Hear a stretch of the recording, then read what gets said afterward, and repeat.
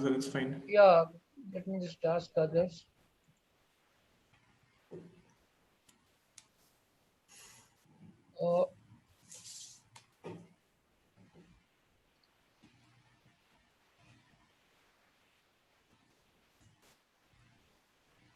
Ankita, etc. Everybody ready now? So I'm beginning. Yes, sir. Okay. Go ahead. So good afternoon, everybody. Post lunch session is at times little heavy, but we have to manage it. I mean, even in the past when we have had this post lunch session, so it is difficult to fetch students. But at least I can see there are around 37 participants as of now, so it's a good number to begin. And so let me just introduce our panelists to the session. So what I will do is that I'll just share my screen and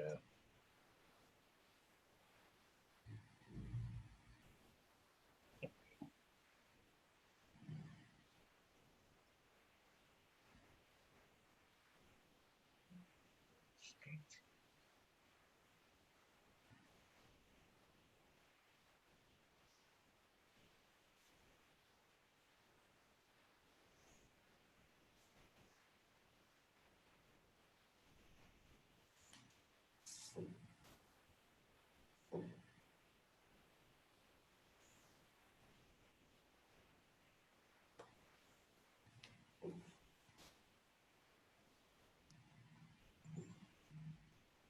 Just a second. I'm just trying to work it out. Sir, control F5. Control. Sir, control F5. Yeah, I'll do it. Just a minute.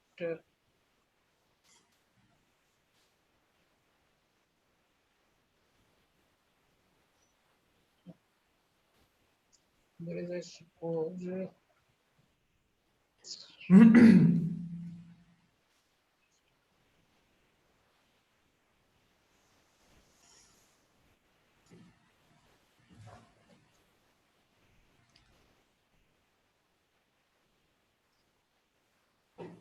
Something. एक minute. It'll just.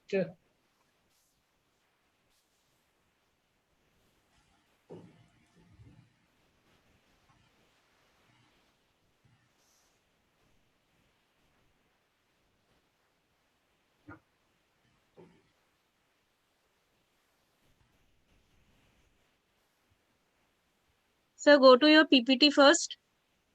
Yeah, I'm just going to that PPT. Where is it going? एक minute.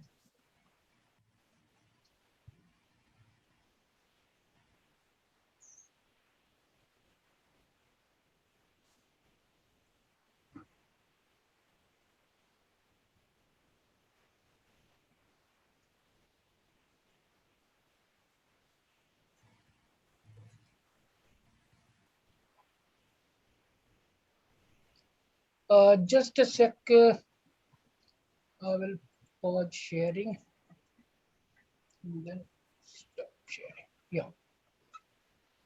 So now let me just.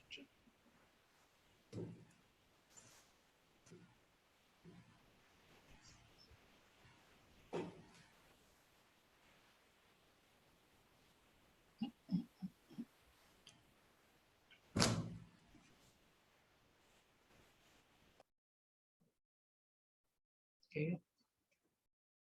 So that is that.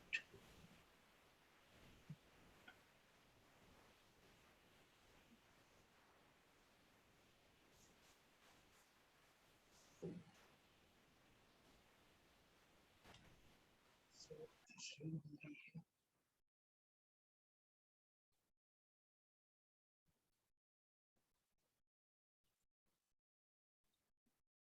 Okay.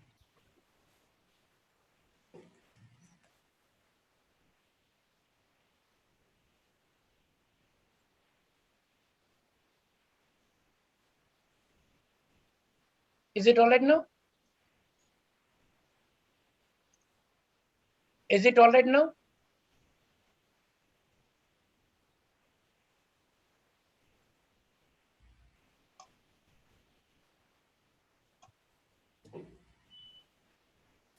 Is it visible now? Yes, sir, it's visible. It's visible now. Sorry, little technically unsound person. As a student of history, it's slightly difficult for me to manage it, but somehow I've tried it. So, very warm welcome to all of you. We have had three speakers in this session: Tanaya, Charu, and Anu. Dr. Govind was unfortunately not able to connect in the morning, so Dr. Govind is here with us in the afternoon session.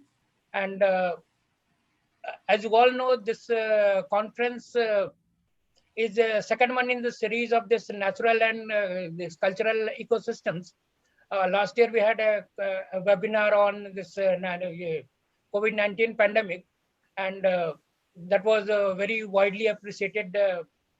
So this year we thought that we'll begin with this cultural landscapes of the subcontinent, and so this year we have chosen this theme of the Himalayas, and gradually we will be proceeding to the next year. Now, as far as this webinar is concerned, this is a collaborative effort of teachers, students, and other accommodations from Maharaja Agreshan College and other place, and people from outside who have been supporting us for quite some time. And so this year we have had around 35 speakers who will be speaking from 2nd to 11th. So this afternoon we have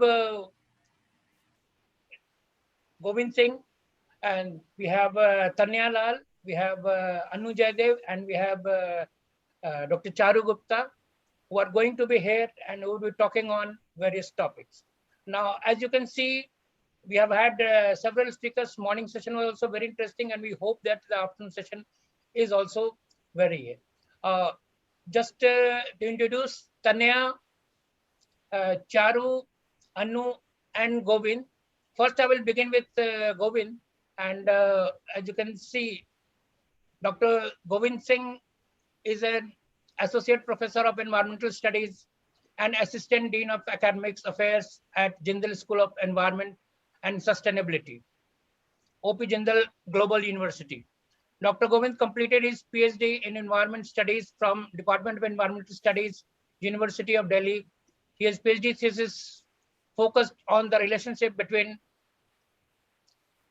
urbanization, rivers, and groundwater, with Delhi as a case study.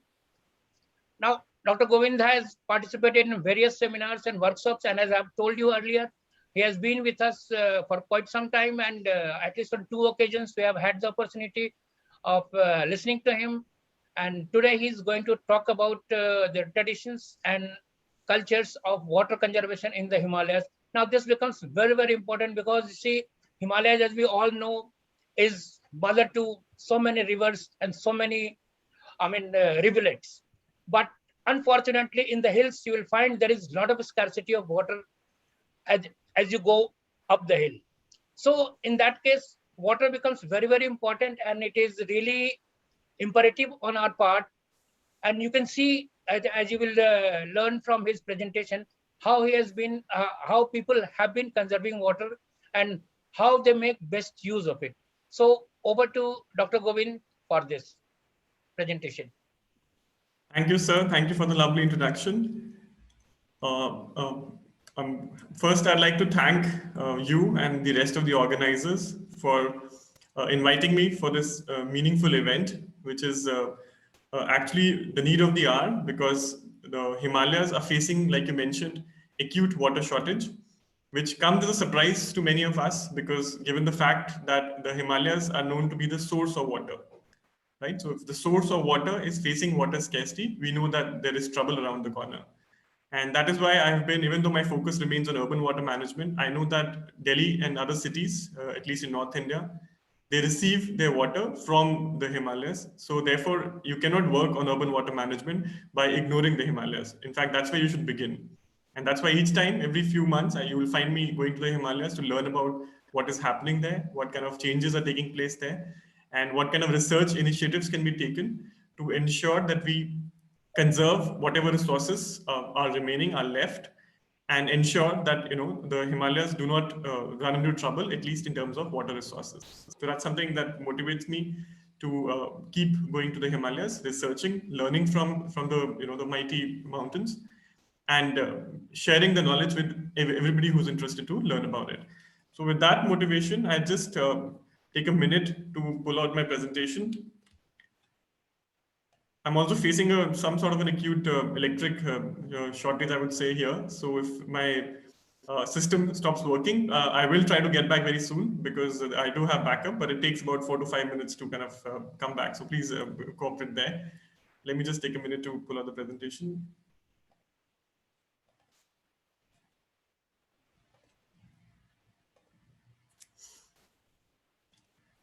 So the title of my presentation, as you can see, is Traditions and Cultures of Water Conservation in the Himalayas. I'm again very happy to be here. As sir has already mentioned, this is not my first association with Maharaj Agastyan College, or with an event that's being organized in the college. I can humbly submit from my side. I hope sir keeps calling me again, but I can say from at least my side that I'm sure it's not going to be my last association. So I'm looking forward to many more. And to begin with, like I said, I'd like to share upon the motivation, which one I've already clarified, is the fact that the Himalayas are the source of drinking water and all sorts of water for the people who live downstream, right? All of us. So that's something that keeps me motivated to kind of keep visiting the Himalayas, learning about what's happening there. There's something else that also connects me and many of us to the great Himalayan systems. And I can briefly share one slide there, which is also part of my motivation for conducting these studies, which is the fact that India happens to be one of the very few countries, right, one or two, I believe, or maybe max three more, whose name is coming from a river system, right? So India is named after the Indus River system, which originates in the Himalayas. So we have, therefore, a very organic, a very robust connection with the Himalayas. Right. Of course, I mean, one can argue that this river now, is not mainly flowing through the country of India, but it's very much definitely still a part of the Indian subcontinent. And that is what is a very interesting kind of a connection that we must all remember, that, the very source of origin is actually from a river system originating in the Himalayas. Right. So that's something that kind of needs to be in the background of all that we do in terms of managing the Himalayan ecosystem, and of course the nation as such. A second point of motivation that kind of keeps me very excited in terms of Himalayas and what's happening there is with respect to the fact that India happens to be the only country, and of course a few maybe in the Indian subcontinent. So I can say the Indian subcontinent is the only region in the entire world where rivers which carry water are prayed to, are considered holy, are considered sacred, and they are given that kind of a respect. Right. And interestingly, in the north, we know that a lot of these rivers originate in the Himalayas itself. So that again is something that is something that needs to be said very often, more often rather, in order to ensure that we remain associated, remain connected, both in terms of the physical benefits we get from the rivers, but also in the spiritual connection that we have with the rivers should not be lost. Right? Because we've already seen that we have lost that connection in the cities of the country. And when we've done that, when that connection has been lost, those rivers have turned into drains. Right? Let's not go very far away. If we just talk about Delhi, we know that the Yamuna River that flows, that originates in the Himalayas, flows through the city of Delhi. When it leaves Delhi, it's nothing less than a drain. Right? That's what we've done to it. So clearly, the spiritual connection with the river has been lost, which needs to be revived, and as a first step in order to ensure that we can do something about River Yamuna. So 2 points here. That's something that I thought I'll put out there. There's a paper that I put together for a UNESCO journal, which says traditional water systems and cultural practices in India, where I begin with this very point that India happens to be one of the very few countries in the world which is named after a river system. Right? That's how organic our connection is with water and with rivers. Moving on from here, to give a brief introduction to something that has already been said by Sir as well. Himalayas beneath the world's roof which I would say would be Tibet, are a source of water and livelihood for millions of people of South Asia. Right? So some estimates suggest that 1.3 billion people in the entire world depend for their water demand, to meet their water demand directly or indirectly on the Himalayas. Right? And that's a big number to think about, because all the people of South Asia. Right? So that's the importance of the Himalayas in the world. That's the kind of number that it feeds into, the kind of number that of people that depend on the Himalayas with respect to just meeting their water demand. What we also know, that water has always been part and parcel of traditional and cultural life in the Himalayas. Its importance has always been known to the people who live in the Himalayas. And this fact is proven. I'm sure something has already been spoken on this. This fact can be shown or established by the large number of folklores, large number of traditional songs that exist in the Himalayas, which keep on focusing on the topic of water. Right? They do not forget water because they know it's an integral part. And again, something very important and interesting here, which is the fact that recently, however, there has been a change. And the change is that the source of water for almost 1.3 billion people is now suffering with the water crisis itself. And I share with just one image to get across this point, which is an Instagram screenshot from a user from about 2 or 3 years back, where she's making a plea to the tourists who throng to the city of Shimla that they should stop coming to Shimla, which is like the queen of hill stations, has been established as that. But she's saying that people must stop coming to Shimla, right? And then she clarifies that the city is facing with acute water shortage. The people are not getting enough water to drink. Sometimes even sewage is sent to their house for drinking instead of water, right? For the purpose of for using. And that, she says, is the status of state and status of water resource in the Himalayas, in a Himalayan city, right? That's what's happened there. And therefore, she concludes by saying, and until it rains and snows in adequate amount, the only way out is not putting added pressure on Shimla. Right, so that's what's happened to one major city, the Queen of Hills, that exists there. That water has become a limiting resource. Right, so this is very upsetting, because on one side we are saying that 1.3 billion people depend on water that comes from the Himalayas, and on the other side we are saying that the Himalayas are now facing an acute water crisis. So much so that people there are saying, please stop coming. They're telling other people, their own countrymen and women, that please stop coming to the Himalayas. Right, so that's a disturbing trend. That's something that needs to be explored, and that's where we began. I mean, that's where I began my research. My research that feeds into this particular presentation is focusing on developing ecotourism in the Himalayas. So how can we, look at tourism, right, transform it by involving sustainable means into ecotourism, right, responsible tourism. So that's what we're trying to do. And I began this research at the beginning of last year, and then the pandemic struck, so I could not do much, especially fieldwork. So whatever little knowledge I've gathered so far, I thought I'll share with all of you through this presentation, and kind of take your feedback as well. So it's both learning, it's both giving learning, and also learning from all of you as well. Moving from Shimla, which is in Himachal Pradesh, to Uttarakhand, the neighboring state, where again, water is considered to be very sacred, right? We know that there again, problems are happening. So I've pulled out 3 headlines from newspapers, from 2 different newspapers. The first one talks about Dehradun, which is again a city in Uttarakhand, the capital city, where it says 391 areas of Dehradun district are prone to water scarcity. And then a year later, we know that the entire state of Uttarakhand is facing acute water crisis. Right? So it's not just Himachal, it's also happening in Uttarakhand. And finally, water shortage worsens as tourist influx peaks in Uttarakhand. So again, this also has some direct or indirect connection to tourism.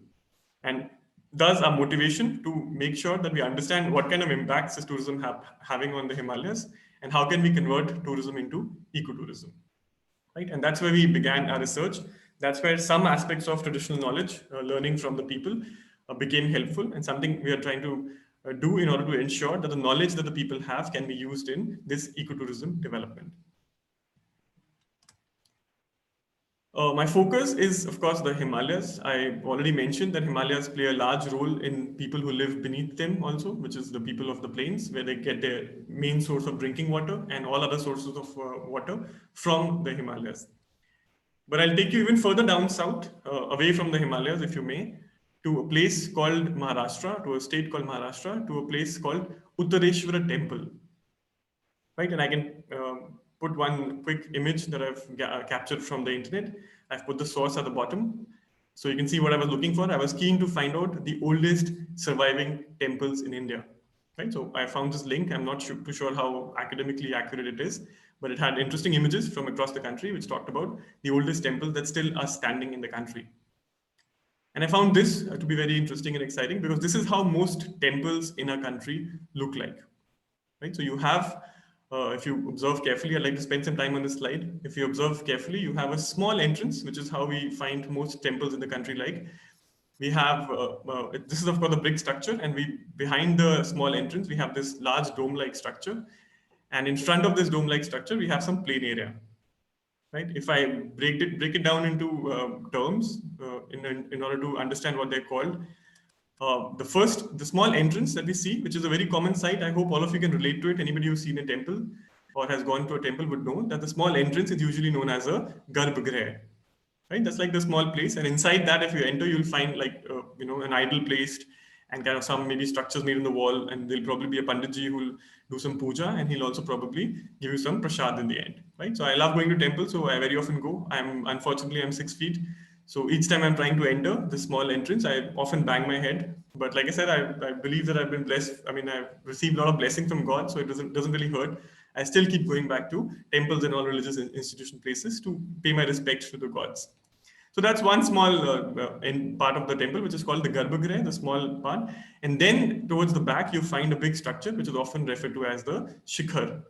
Right? It's like a large dome-shaped structure. So I'm sure all of you can relate to it if you've been living in the country and have been going and traveling in the country. And the plain area in front of this Garbhagriha is often referred to as the Mandap. It's also called as Mandap, I think, in South India, but otherwise, generally, it's referred to as the Mandap. So I hope all of you can relate to this. This is nothing new. This is something you already know, but I'm just trying to put terms to structures that we very often see in the country in the form of temples.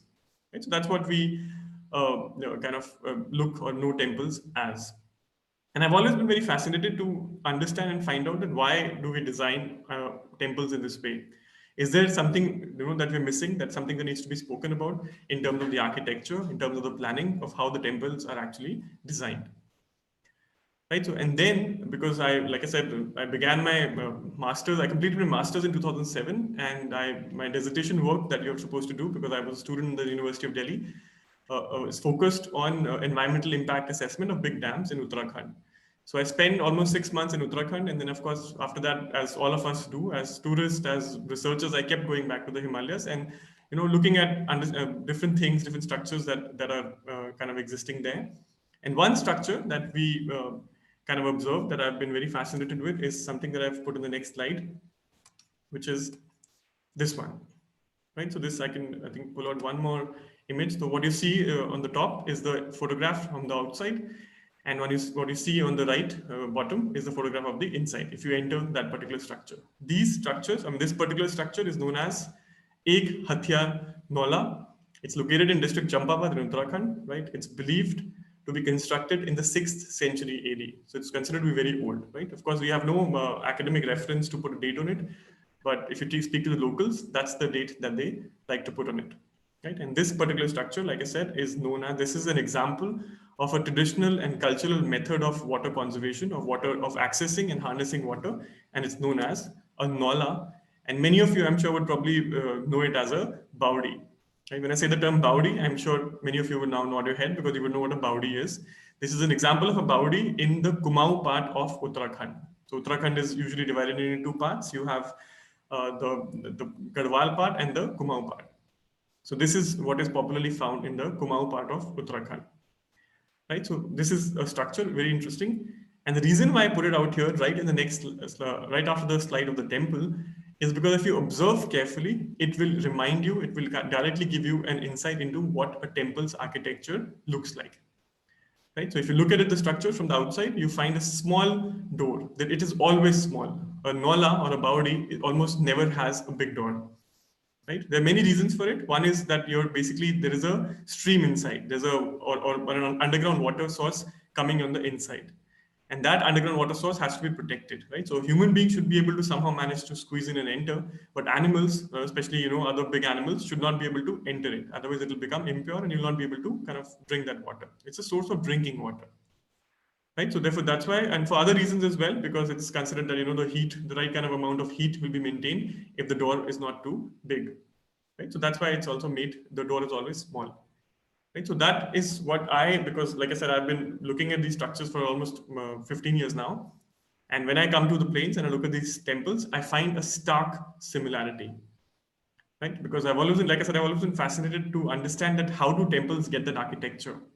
And then when you go to the Himalayas, you look at these structures, this is found everywhere. I mean, I'm just giving Kumaon as one example where I've done some work, but it's also found in the neighboring states of Himachal. And even if you go to further other states and anywhere in the Himalayas, you'll find some sort of a temple-like structure built.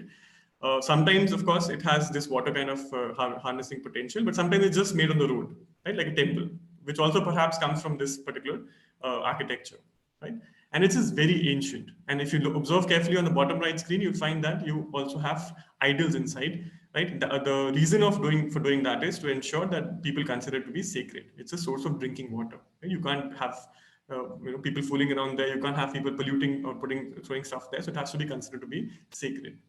So that, in my opinion, and that's what I wanted to show you in this presentation, to connect you to this understanding that if you look at this Nola, right, this is nothing but the source, the inspiration of the designs that we have of temples across the country, right?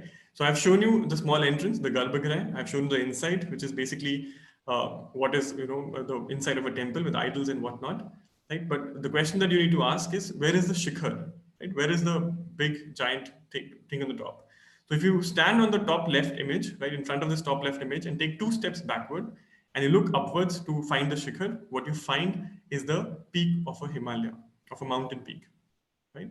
So that is, in my mind, is like an absolute or a clear understanding of what or how did we get the architectural design of a temple, of all the temples. That's how they're designed in the way they're designed, right? And this is not all. I mean, I would like to share a few more insights that I've gathered from people, from locals there, which further has made me believe that this is the way how we have learned how to make temples, right? And I can show you first a few more images.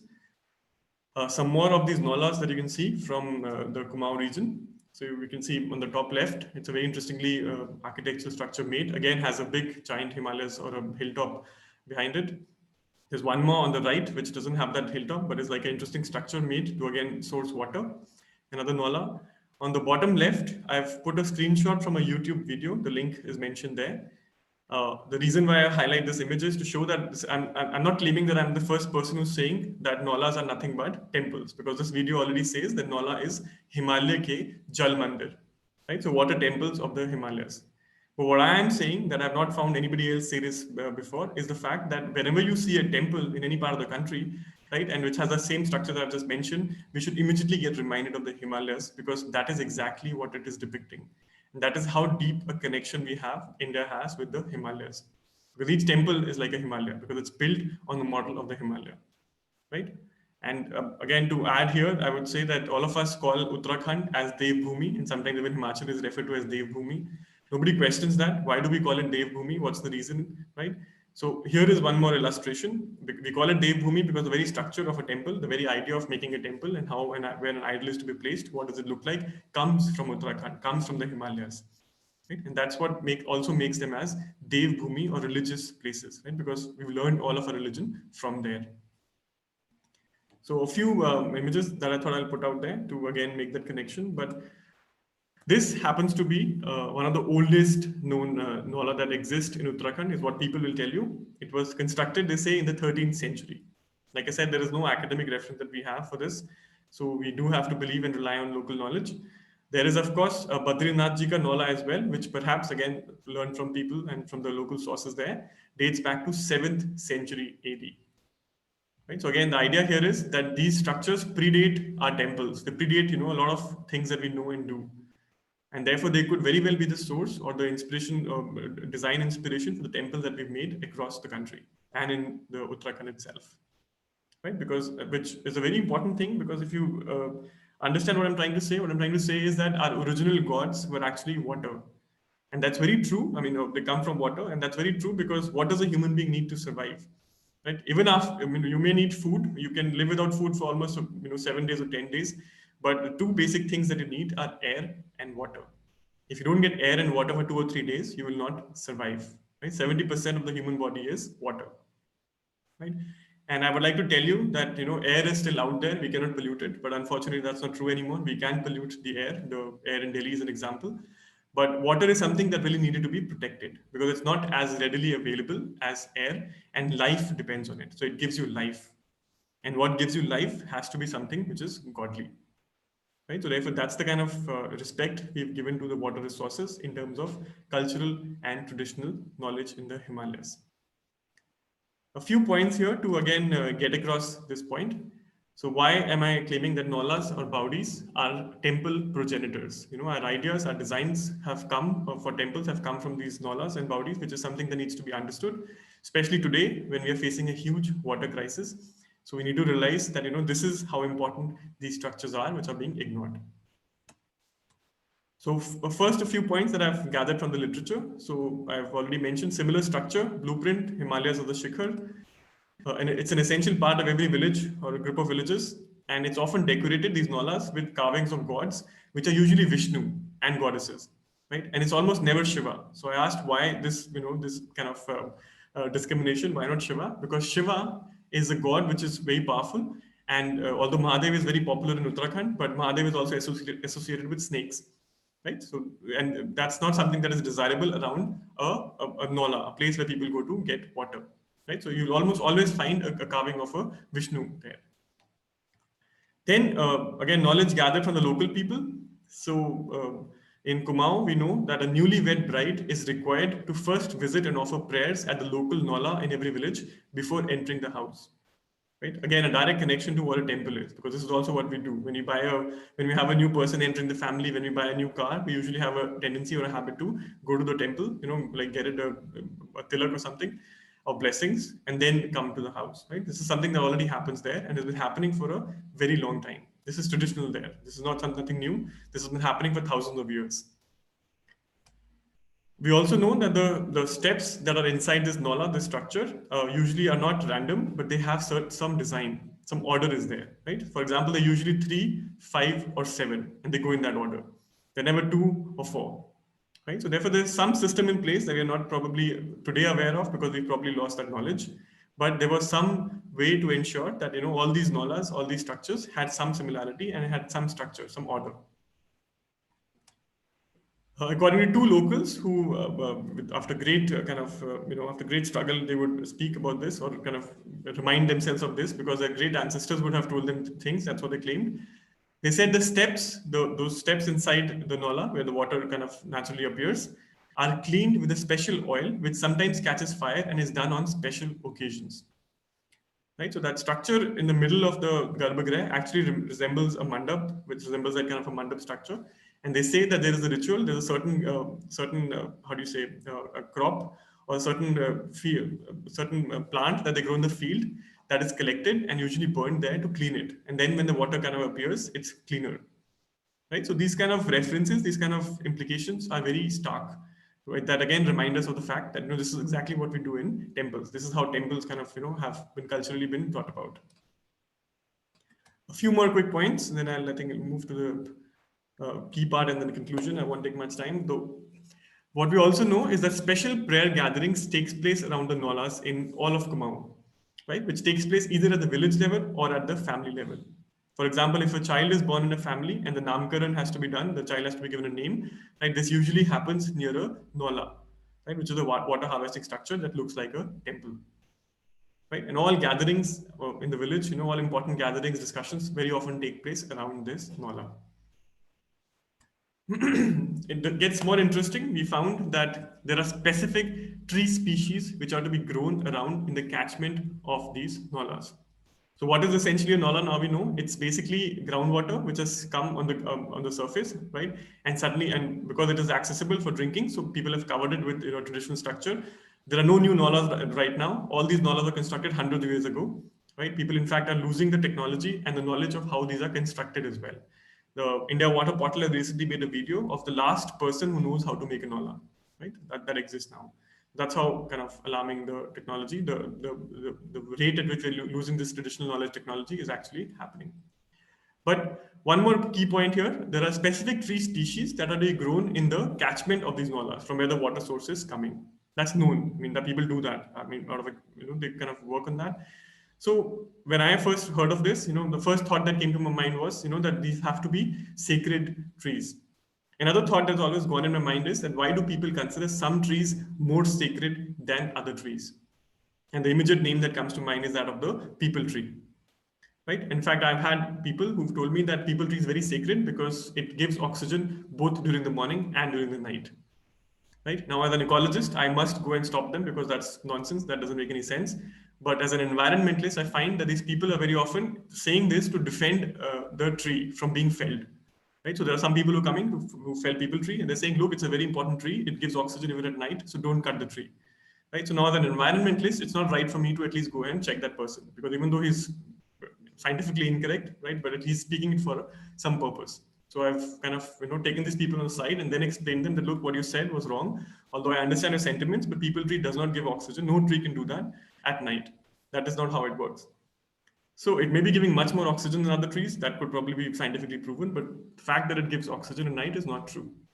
Right? So, but this question still has always remained in my mind that why do some tree species are more important, more holy than other tree species? And here again, we find an answer for that because there is a reference which tells us that peepal tree and some sort of worship stones are often observed to be associated with Baudis. Right? These are the trees that are actually grown near in the catchment of the Baudis. Now, if you've done any kind of water harvesting study, you'll know that in the catchment, you want to only grow those trees that have elaborate root systems which can trap the water and store it, slow it down, and keep it there. Right? So the Baudi can be naturally recharged. So here is one example that we have of why the peepal tree could be, and other fig trees also, banyan tree as well, could be considered sacred because they were always grown in the catchment of this particular structure called the Nala. Right? And therefore, in temples around the country, we find that you often find a peepal tree growing near a temple. Right? So perhaps the same correlation, the same connection again. And one more reference I found from the People Science Institute, which says that peepal and banyan were planted near a Nala to signify its sanctity and to protect and shade it. Right? Again, the same logic, but here this particular study says that because peepal is sacred, so it is now being planted along near a Nala, so people don't desacred it. Right?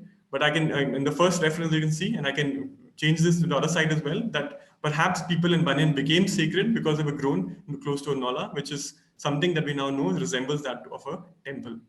Right? So we not only took the temple architecture from a Nala, we also took the plants that are growing around it that were considered sacred to the rest of the country. Right? And then, of course, this reference also says that water sometimes was treated with medicinal plants, including tulsi. Right? So again, we find more connection to why some plants and some trees are considered more holy than other. Again, the reference coming straight from the Nalas itself. Right? That's how important this structure, or this Baudi structure, actually is. So one quick image I wanted to show. These are some of my students who are working in a place in Terry, district Terry, right, which is adjoining to Kumaon in Podi. And you can see what you see is basically not a Nala. This is actually a spring water that has been trapped with a small kind of a check dam, and the water is coming. This water that you see feeds almost 600 to 800 families, right? That water that you see. And behind that you see is the Himalayas, which is trapping that water and putting it inside that particular spring. Right? And if you observe carefully, I'll have to zoom in, so I cannot show you right now. But if you observe carefully, you'll find that there's a barbed wire because this is the catchment of this particular Baudi. Right? So there's a barbed wire that has been put up to protect the forest that is on top because that forest traps water that feeds 600 families. So they put a barbed wire around that forest to ensure no animal, no human being goes and disturbs that forest. It's a community forest. Right? Now, this, when I kind of elaborated, I was told by some locals that earlier there used to be a red thread that used to be tied around this forest and around specific trees that were large to protect them, to tell the people not to fell them because they were giving us water. And this same kind of concept, again, if you extend it to the peepal tree and the thread that we tie around it, if again can make a correlation. Right? So the idea again here is that all the temples, all the the religion that we do in different parts of the country, all of it comes from Nalas and from the traditional knowledge of water management in the Himalayas. We can find our answers there. Right? So that's something I wanted to highlight, that this is the Himalayas are not just the Himalayas. Everything else that we do in our country is also linked with the Himalayas. So very briefly again. So one more aspect that I learned, the traditional method of locating the Baudi, right? Because it's just water coming out naturally from the ground. So there was initially, and many people mentioned this, a traditional knowledge of exactly how to find this water source. Today, that knowledge is lost, right? Nobody knows how to find a Baudi. So it's just guesswork now, right? People say, okay, here water is getting collected, so let's make a Baudi or a spring here, right? Or a check dam here. That's something we've already lost. And then, of course, if you observe more carefully, structurally, we find a Nola has roof slopes on all four sides, which is not like a house, but it's definitely like how we make temples in the rest of the country and in Uttarakhand as well. Again, something else I learned that step wells or baulis, which are found in the rest of the country, I'm sure all of you know what baulis are, perhaps also find their origin from the baudis of Nolas in Uttarakhand. Right? So again, like I said, it's not just the Himalayas. The entire country is connected to the Himalayas through very interesting ways. So some that we understand, some that we perhaps don't even understand. And finally, I conclude with the definition. Now, the idea was to share one particular method of water conservation, traditional method, and which is linked with culture, which is called a Nola, that comes from the state of Uttarakhand, which is in huge danger because the people who used to make this are no longer existing and are dying away very soon, and the knowledge is not being passed on to the next generation. Right. So with that, the Nola is a small structure with a roof and a porous floor, which houses an aquifer from which water keeps coming out, and people come to drink water there. That's not all. That's only just one small example of the large number of ways of how we traditionally manage water in the Himalayas. I've mentioned a few more that you should know of. This is again all from Uttarakhand. They're called different names in different states, right, based on where they are, but essentially they mean the same. So it's called a dhara, spring. It's called a gadhera, right, which is another method of which is the stream from which we drink water. We stop it and consume water. There's another structure which is called a gul, which is for diverting water, mainly for irrigation purposes.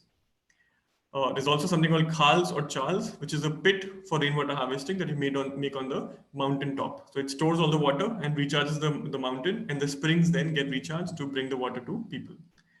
We have another term called simmer or gajar, which is land saturated with water or marshy land, right? These were initially supposed to be the first hints of where a nola should be made. We have a term called chuptola, which is basically a structure, a pond created for raising animals, right? So even animals are not left behind, it's not just human beings, even animals are taken care of. And we have another term that's called khaw, which is the lake created by incoming dharas and gaderas. Right? So many such structures exist, many such knowledge exist, but unfortunately it's rapidly being lost. And that's why we hear of this news items talking about great water crisis taking place in the Uttarakhand and other parts of the Himalayas. Very quickly, I think this should be the last slide. Challenges for water and traditional methods in the Himalayas, something that needs to be highlighted. So what is happening? What has gone wrong, right? So first is climate change, right? We are still doing these studies. There is some data available, but of course it will take some more time to establish this. But what is clear and has been said for a long time is the fact that glaciers are melting at a huge rate. So earlier, because the heat was not so much, glaciers would melt slowly, right? And water would be available all year round in the springs, in the various parts of the Himalayas, right? Now the glaciers melt very fast. And so therefore all this water flows down. In fact, it flows down so fast, sometimes it becomes or causes flood disasters, right? So the one key challenge we're facing is climate change, which is going to be only intensify in the near future. So studies are ongoing. We'll soon have more data to kind of understand how this impacts us and the Himalayas. Second is big dams. Right? Now, big dams are causing a huge problem because they are putting a check on the flow of the river systems. And these river systems in the Himalayas, unlike in the plains, they also feed into the springs. They also feed into different traditional sources of water conservation. But when you put a dam and you check the flow of water, right, those traditional systems also go dry. And I have not found much literature on that. We don't have that kind of an understanding that what kind of impacts are big dams having or showing on the traditional systems of water conservation or water harvesting in Uttarakhand and in other Himalayan states. There's also unplanned and unsustainable tourism development. I'll just speak one sentence here and conclude. We are constructing flyovers, mind you, because I've seen them myself. We are constructing flyovers in the Himalayas, right, where we should actually be working with only sustainable architecture. Right? I don't think so. I need to say anything beyond that. If you just Google up or you make a search on YouTube on disasters, land and landslides taking place, you'll find it's not just mud and stone that fall, it's giant buildings and big hotels, 6-storied, sometimes 8-storied, that fall in the Himalayas, unfortunately, killing people very often. Right? That's not the Himalayas' fault, that's the fault of the unplanned or unsustainable planning that we have done, which is not in line with nature.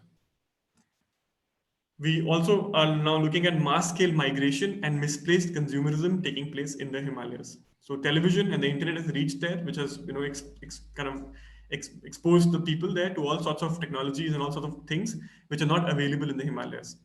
As a result, what's happening? The lifestyle that they want is not available there. So there's mass scale migration taking place, not now, for the last 20 years, and we now have ghost villages in Uttarakhand, right? Villages that are empty because everybody has migrated, and sometimes the migrations are permanent; they're not coming back, right?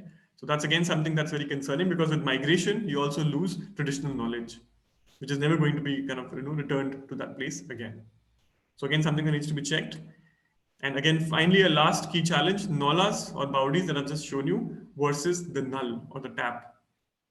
Every government that's has come, not just this government, every government has tried to give tap water and piped water supply to the people of the Himalayas. And I can understand that, because as a government, it'll be very, I'm not sure what the word is, but it'll be very unsophisticated perhaps if I tell the people to go to a baudi and consume water from there and not give them a null or a tap. But we find that very often these nulls or these taps or these piped water supply, they often experience landslide disasters. They break in between and people are without water. As a result, they have but no option to go to these nalas from where they consume the water. Right? So it's something that we need to work on. Right? I'm not sure in which direction, because it's a multifaceted challenge, but we need to work to ensure that we do have the taps, but not at the cost of the nalas. They should not be lost.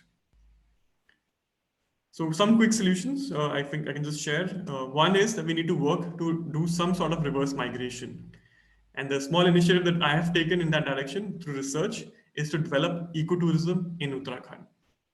Right? So look at homestays, look at what can we do to ensure that we have a sustainable tourism taking place in Uttarakhand. So that's one area we're working on. Like I said, the pandemic kind of slowed down our work. We're hoping for that to get over soon so we can resume. There's also another suggestion we want to give. I've shared this on some platforms, that we set up a permanent fund, right, for the people there, so migration can be stopped. And where can this permanent fund, the money, come from? So big dams, when you construct, right, the companies who construct big dams are required to give money, some sort of a payment to the government, which is usually used in setting up piped water supply and whatnot as a means. But it can also be used to set up a permanent fund, right, some sort of an investment made in the market. And the interest that comes from the permanent fund should be shared with the people, right? And while it sounds very out of this world, but like I said, it happens in different parts of the country, in the world. An example of this is the Alaska Permanent Fund, where Alaska discovered oil. They figured that oil is going to be lost very soon, and how will the future generation 50 years down the line get the benefits? So they asked oil companies to come do mining, but they took that money, they invested it in the markets, it put them in stocks, and the interest that comes from the mining is used to pay every citizen of Alaska on an annual basis. So everybody who's living in Alaska today gets about $1,000 just for living in Alaska, because their land is being used for the purpose of mining. So the same argument can be extended in terms of big dams that are being constructed that bring huge damage to the ecology and the society of Uttarakhand. That money should somehow be given to the benefit should somehow be given to the people of Uttarakhand. So one example is by setting up a permanent fund, the tools for which are already available, right, with different governments. Again, one more solution something we'd like to work in the future as a group is something called bioresource development, or promoting organic farming in Uttarakhand. Right? We know that two things that are happening definitely right now are called go vocal for local. So that is something that should reflect in Uttarakhand for sure. And we have a Nagoya Protocol as part of the Convention on Biological Diversity at the UN, which has now a principle of access and benefit sharing. It's called ABS. That means if you take resources, genetic resources, herbs and whatnot from hills, from mountains, or from any tribal belt or any belt where you have local indigenous people, the benefits should be shared with the people. Right? We know today that lots of researches are going on in the different parts of the Himalayas to find local herbs that have cure for different diseases. right? So that benefit should also come to the people of Uttarakhand, again, as a small step to ensure that migration can be reversed and stopped, right? So a few solutions, right? All with the focus that the traditional knowledge in terms of water conservation, in terms of keeping the Himalayas intact, is being lost. And that's something we need to work to ensure that can be recovered and can be protected, right? Because if that knowledge is lost, it will not be coming back anytime soon.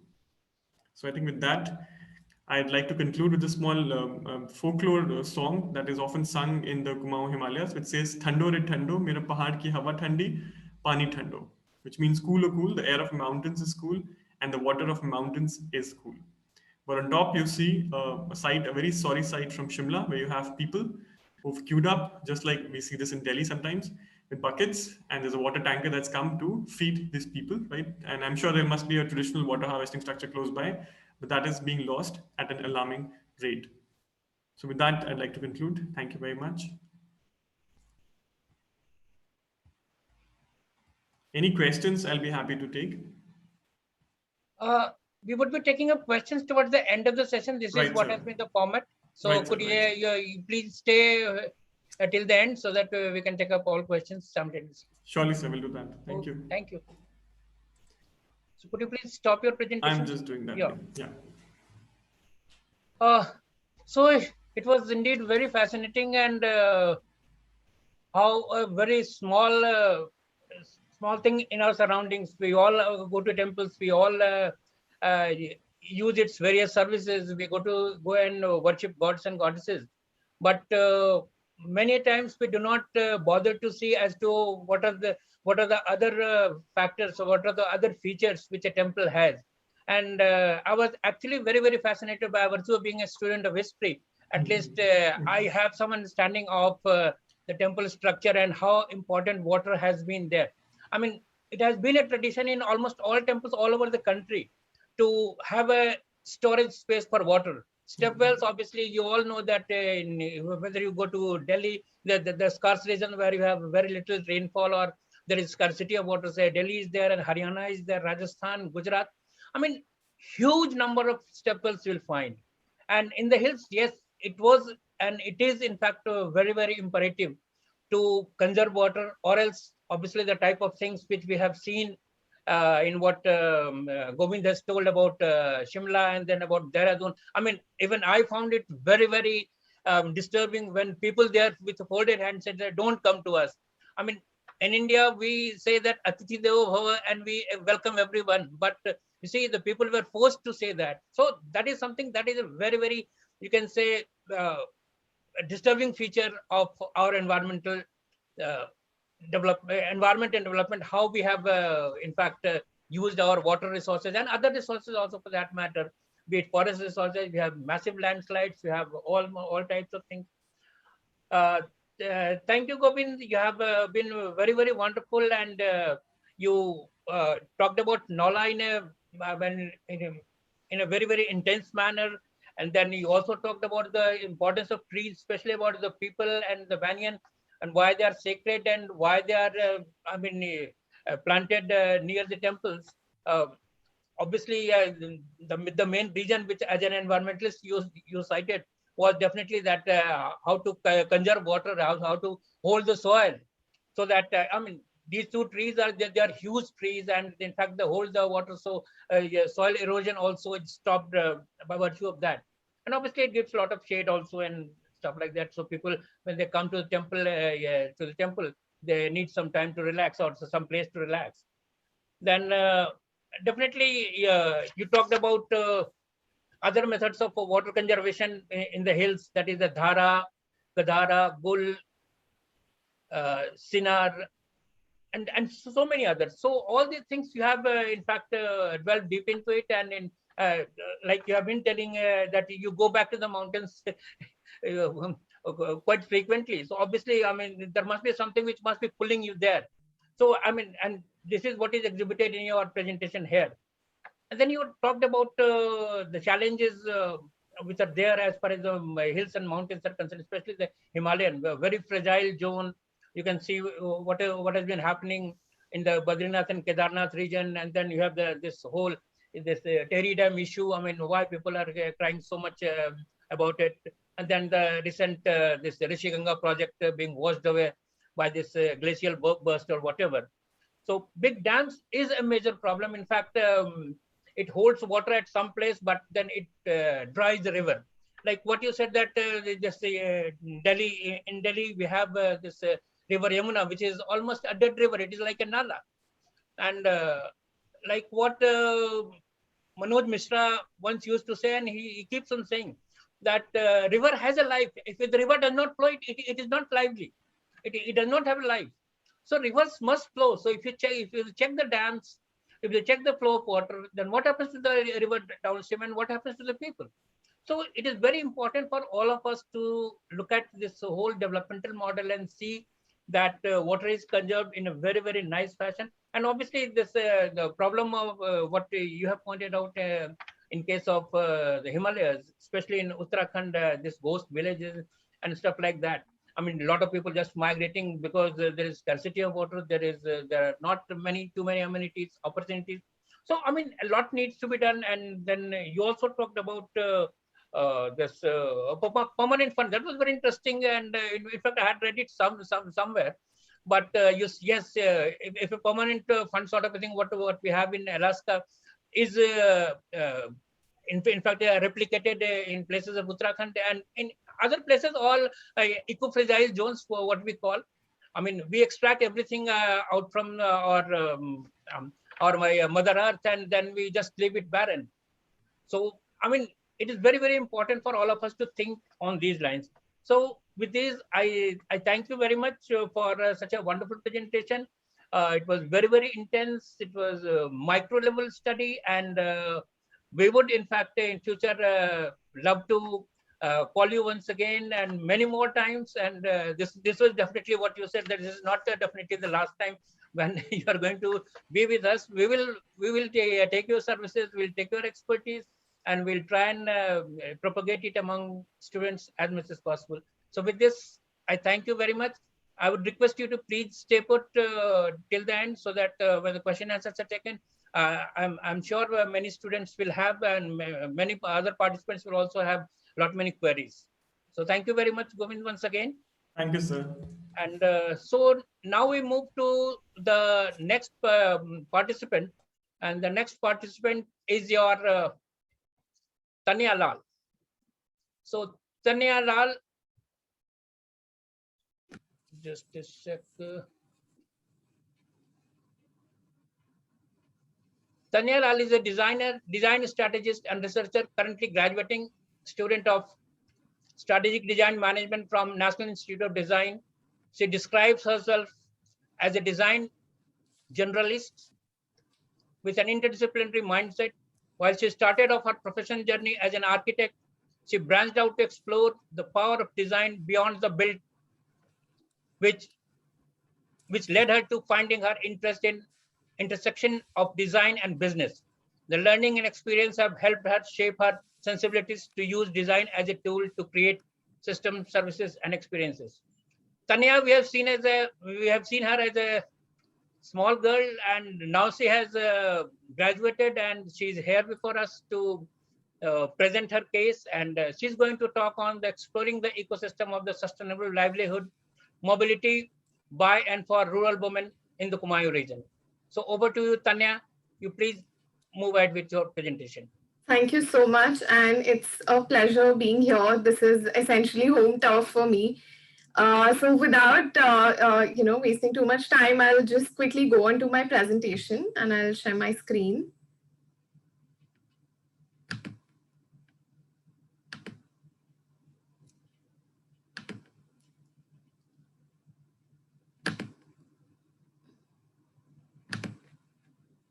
Right. Is my screen visible? Yeah, it is visible. Okay, great. So at some point in our search for natural and organic products, most of us would have come across some amazing and authentic soaps, cosmetics, oils, or even things like jams or chutneys.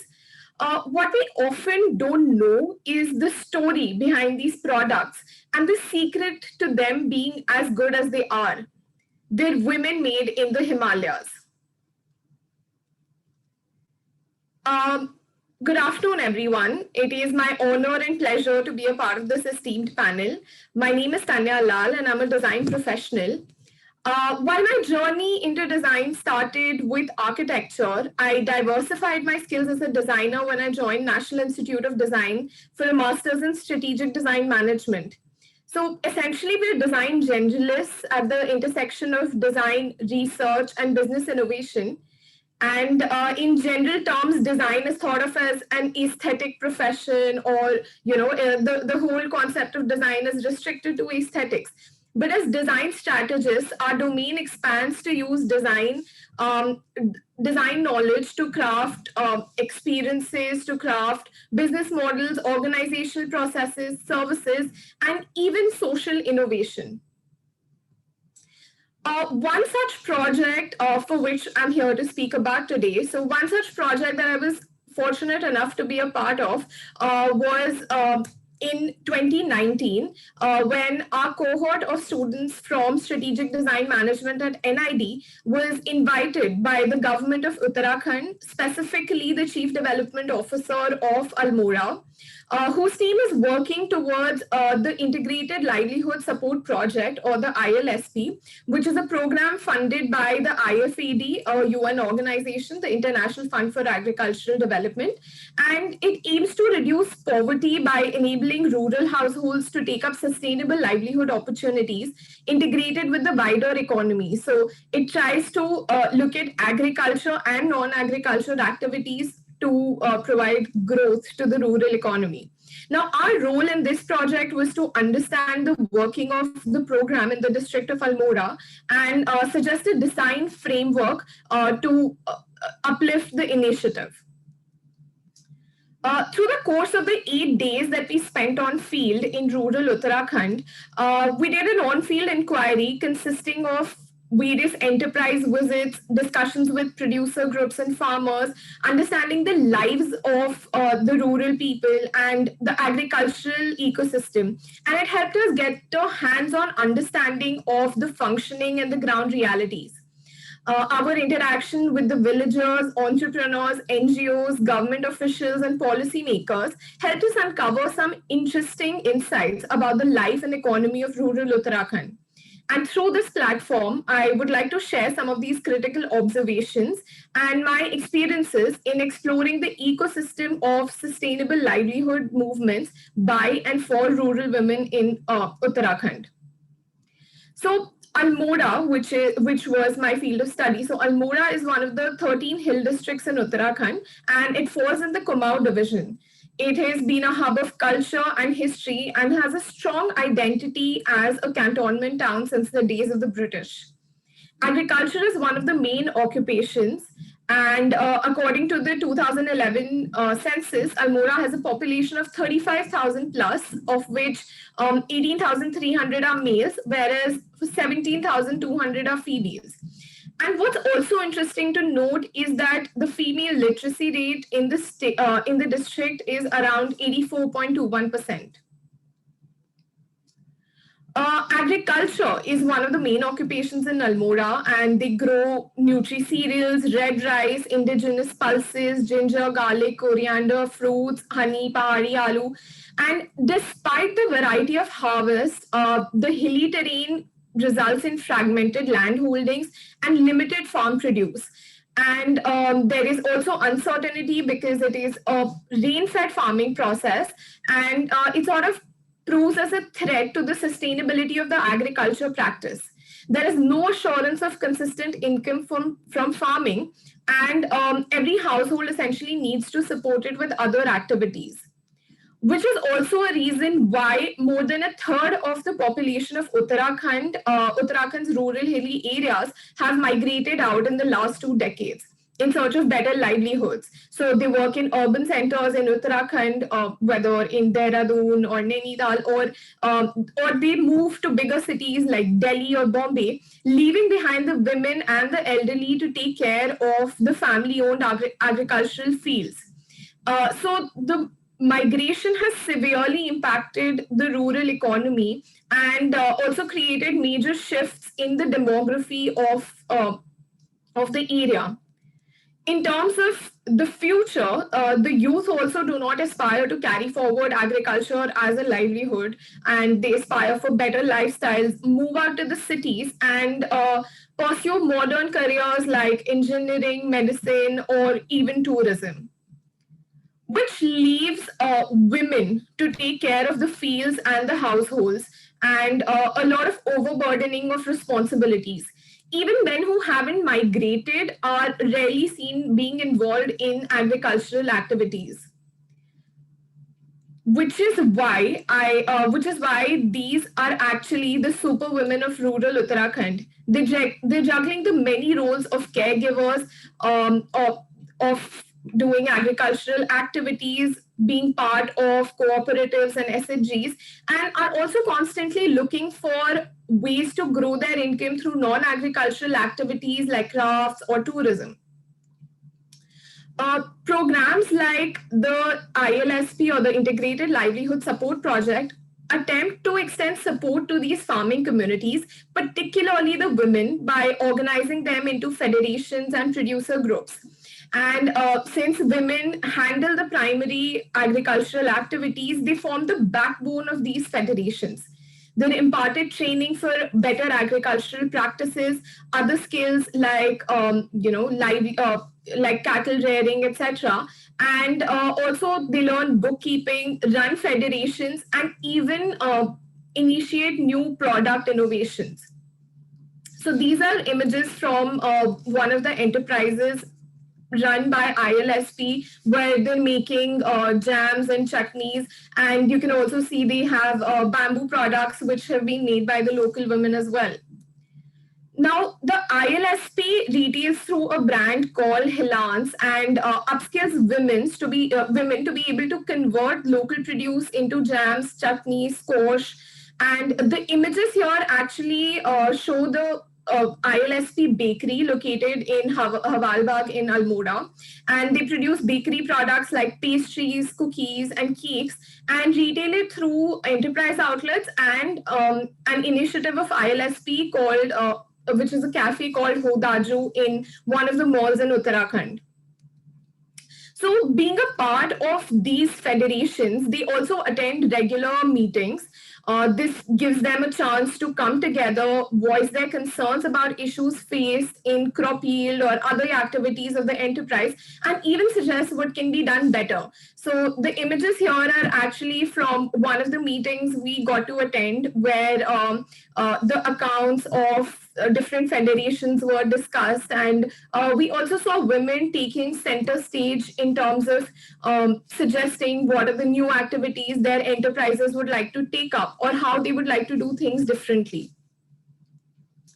Other than ILSP, which is a government-funded program and operates on a very large scale across 44 such enterprises in Almora, there are individual-run non-profit organizations such as the Mahila Umang Producers Company.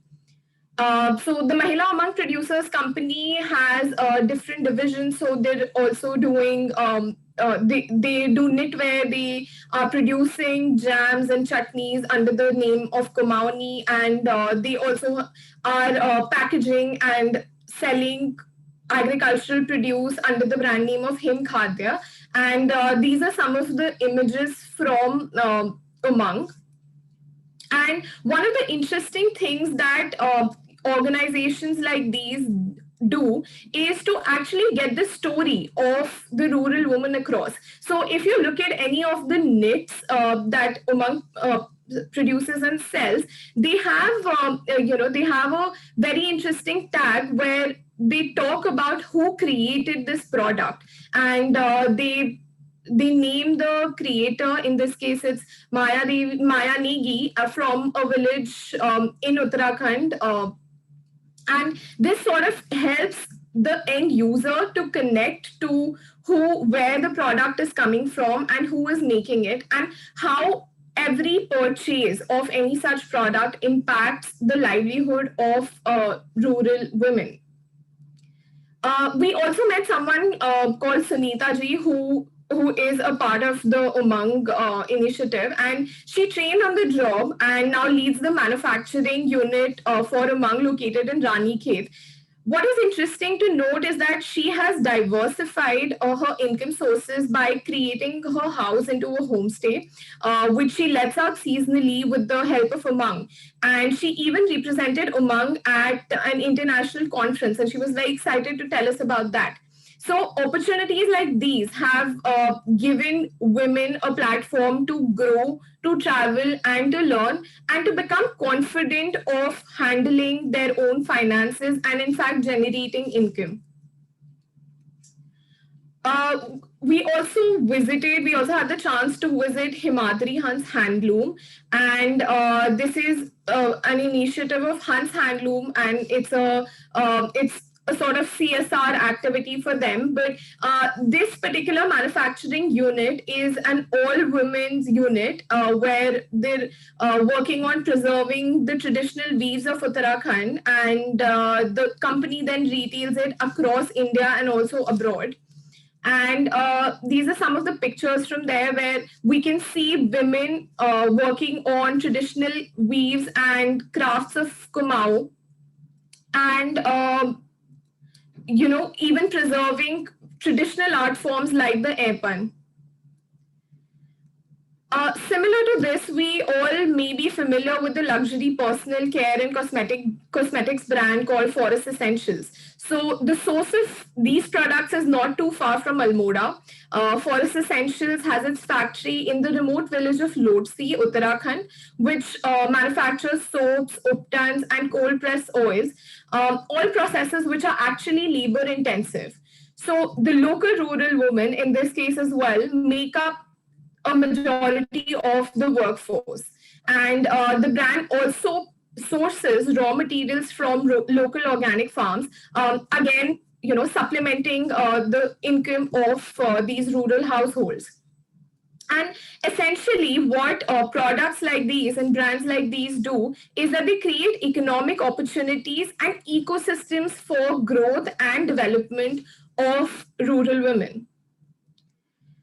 Now, in terms of finding a market for these products, we know that the growth of natural products from the Himalayas is actually supplemented by the corresponding rise in the market for these goods. So the eco-conscious generation seeks products which are eco-friendly, ethically sourced, and sustains livelihoods. So as a part of our research for ILSP, we also try to understand the consumer psychology and the consumer needs. And we uncovered that the current market size for natural goods in personal care stands at 17,500 crores, currently growing at a rate of 14.1% in value. And by 2019, natural products actually accounted for 35% of the personal care brand for the personal care market. But how can we actually bridge the gap between the demand and the supply? There are initiatives like Himjoli. Himjoli is an e-commerce platform. It's a social venture company which has been working in Uttarakhand since 2009, and it partners with NGOs like Umang, Arohi, and other producer groups and self-help groups across Kumaon and Garhwal. And by creating an e-commerce platform, they further the reach of these products, which have been created by women in the Himalayas.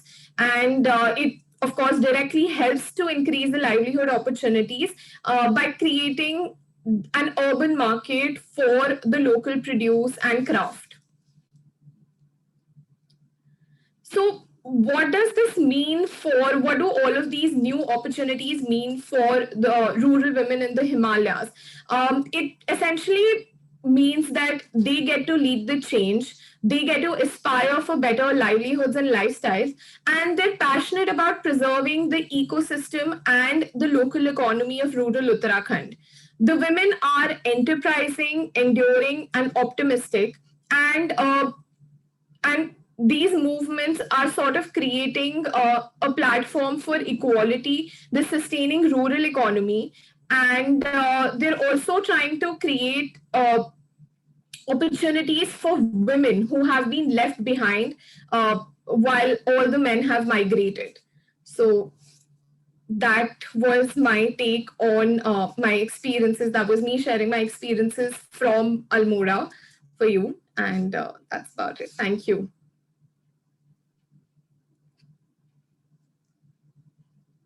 Thank you, Tanya, for such a wonderful insight into what goes into the making of these small self-help groups and then NGOs, and the way you have tried to tackle the whole set of things, and from a design strategist to visiting a hilly suburb and then just trying to find out how things work, and in fact how you have tried to connect the two things as to the source of the production and how it is marketed, and how it is helping the women folk in particular, because they are supposedly the most marginalized lot, because men obviously they leave their villages and then cities and they migrate to other areas and they leave the women back. So what do they do? I mean, I have found a lot of work being done in Himachal also, where you have this Buttiko cooperative where these types of products are being made, and in fact they are world class. So like what you have said about this forest essentials and stuff like that, so it is all in fact making a very good mark, and you have really made a wonderful presentation. So thank you very much. And I've started admiring the way, I mean, I have seen you as a kid and the way you have moved on, and I mean, it's wonderful. I mean, gives a lot of insight into what all you have done. So thank you very much once again. Thank you so much. Thank you for having me. Once again, to please stay put till the end so that we can engage you towards this question answer session. And so now we move on to our next participant, and it is going to be Dr. Charu Arya. Dr. Charu Arya is our colleague at Maharaja Agrawal College, Department of English. Good afternoon, sir. Good afternoon. Working as an assistant professor in Maharaja Agrawal College. She is a researcher in gender writings and Dalit writings. She has presented various papers on gender writings, on oppressed people and folk tales of Uttarakhand. She hails from Uttarakhand, in fact, so she has not many things for to tell, and she has been running. I mean, we have seen her the way she gets involved in college affairs, including NSS and other activities. And today she's going to talk about the folk songs of Uttarakhand and narrative of mysterious cult of Devi on Devi Devta.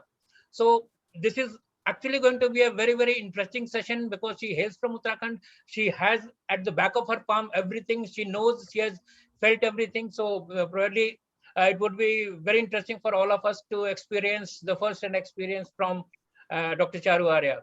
So over to you, Charu. Thank you very much, sir. Am I audible? Yes, yes, absolutely. Okay. Thank you very much. So first of all, thank you very much for giving me an opportunity to make a presentation here, or maybe talk about something that is already there in my mind. So let me just begin with something that, first of all, let me tell you that I'm not going to share any screen or anything, because everything that's going to come out of my, in my whole, this presentation will be coming from some information, or most of the information that I have collected from the oral narratives. Okay, there's so many people, because as sir has already told us that that I'm from Uttarakhand, so I have the practical opportunity of meeting a lot of people from my own hometown and neighborhood places, with whom I sit and talk to them and discuss that what this is all about. So the first person from whom I learned was my father, and he told me a lot about these stories, these Devi Devtas, and he also believed in Devi Devtas. So he was my first teacher in this whole this thing.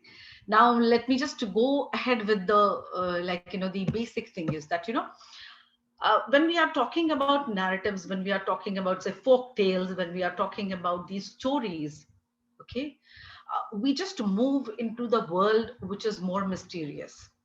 Maybe, like, some of these instances are going to be mythical, some of these instances are going to be somewhere, which you have seen practically. Most of you have gone to Uttarakhand. I can see in all the presentations, because people are going there, meeting those people and talking to them. But there is something else, which is slightly, we can say that, that is the integral part of their life, which I'm going to talk about in my this presentation today. Okay, so innumerable number of, say, in numerous Devi Devtas are there. There are so many about which, even I don't know. But some of them about whom, I can collect, or I could collect information, are selected few that I will be talking about. And these are basically the Devi Devtas who are occupying a very significant, powerful positions in the life of the locals. Every devta is considered important. Worshipping them and performing puja for them, to keep them happy and for peace, and also for many other things, in their routine task, is for almost everyone who belongs to this land is important. The trust the trust on the power of these gods is not an individual and blind trust, but it travels across generations. It's not that, okay, fine, one generation believed in it and then later on it disappeared. No, it's not like that. Children are part of every celebration and puja performed for them. They are taught to believe, they are taught that, how you have to worship this particular devta and how you have to do something else for the other devta. They are taught to believe and bow in front of the strength of these gods. They're also taught particular methods to worship them, to keep them at peace. It's very important to know that, I could see that in a lot of presentations, people have been talking about migration, and that's the truth, that yes, people are migrating.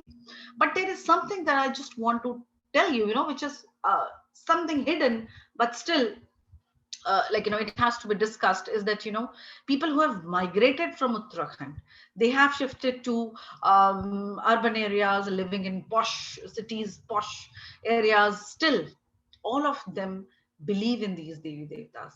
Most of them go to villages, their own villages, and they perform these pujas to make them happy. Obviously my my language is going to be bilingual, because most of the time I'll be using a lot of Pahadi words, and also some of the Hindi words, which are the integral part of these this whole sect of Devi Devtas. Okay, so so when they all the connect with which they have to live with is that the Devtas are somewhere controlling their life all the time. Every time they fall ill, okay, there is some kind of a chronic disease or something, for which they are not able to find treatment, they will go back to their native places and perform some puja or some jaggery, so that the devta, who might have got angry because of some reason, and they will worship that god, and they will seek his blessings, and also ask him that how they can treat their diseases, which are not being cured in the cities or in the bigger hospitals. So this is the kind of belief that people have on those Devi Devtas is still there. We cannot say that education or something else has just changed, because even I have seen in my own household that these pujas or these jaggeries are still being performed in our own homes. Now, why these Devi Devtas are considered powerful is because of the stories behind these Devtas. These stories have traveled orally from generation to generations, stories that narrate about the life of these devtas and how they play an important role in saving everyone who worships them from various troubles and sufferings.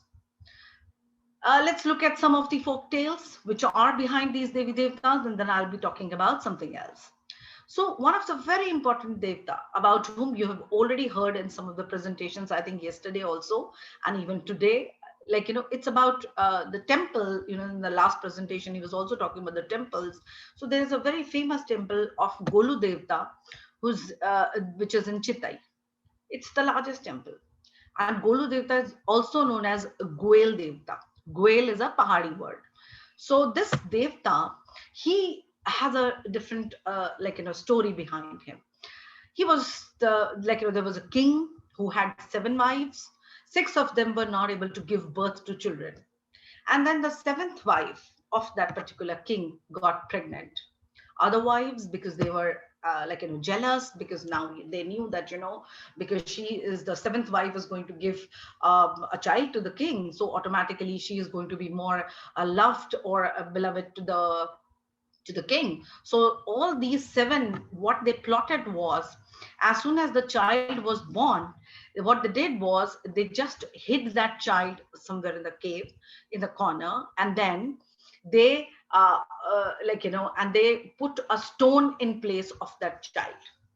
So when the king and the queen, they saw that child, they saw that, oh my god, my wife has given birth to a stone. So it means that was a very sad time for them, but they could not help it, and they believed that story. And then finally that child was hidden in that cave, and from there they just picked him up, put him in a box, and dropped that child into the river.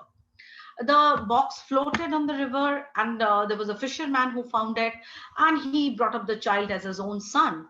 But very soon he realized that the child was having some powers which were not normal. The child grew up to be handsome and a very young man, and soon reached the palace to participate in the festival. There he used a wooden horse and took that horse to the river where these other wives of that king were bathing. And there he went there, and he said that, I'm going to take this horse and I'm going to make him drink the water. The wives, they said that, oh, how is it possible? That's a wooden horse that cannot drink water. Then the young man, he replied to those women that, if a woman can give birth to a stone, how is it possible that the horse will not drink water? They all were startled, and they thought that, oh my god, so this is the child. And they just the other people from the village, they just took him to the king, and the king accepted him as a son, because he knew that only the child can know about it. So then he was he was brought up by the king as a son, and later on he became the son. This king is worshipped by the people because of his kindness. He was very law-abiding person. So everybody who has some kind of a problem, or somebody who is facing some kind of cruelty against them, they always invoke Golu Devta. He is considered, and he is also worshipped, because he's considered as one of the strongest devta in the clan of many devtas. There are 2 temples, as I told you, that though there are smaller temples also, but 2 which are very famous. One is Chittai, and the second one is Gerar. The Gerar temple has another story. That's considered to be another form of Golu Devta. And there is another story behind that Gerar temple, which is he was there was a Nepali man who was a shepherd, and he lived near a place called Patia. When he came there, he just fell in love with a Pandey girl, the girl who was the daughter-in-law of a family, of a Pandey family. As they did not approve of this, obviously they were Pandays, so they thought that how a Nepali man can come and try to impress our girl. So they were not approving of this relationship, and they very soon, once he was with his buffaloes, because he was a shepherd, so he was there with his buffaloes, and they deliberately put a nail under one of the foot of the this buffalo, and this man, he was trying to pull that nail out, and he could not do it. So he just bent down to pull that nail out from his teeth, and as soon as he bent down, they just chopped his head off with a sickle, and then he was killed. As soon as he was killed, it is another story behind it, is that, you know, all the other buffaloes who were there, they turned to stone, and they are still there in that particular temple. So, you know, this like, you know, but he was very angry because, you know, he was killed like this, so his spirit became a devta. And then very soon, because, you know, he was just to control that anger of that devta, and they thought that, you know, it's going to be like, you know, because he is a very strong devta, so obviously his attack is going to be very like, you know, stronger. So people placed a stone in that temple and they started worshipping him. He is also known as the protector of all the women who go into the jungle to do their, like, you know, to get wood or leaves or other things for their household chores. There is a very, very famous Devi about whom I'm going to talk now.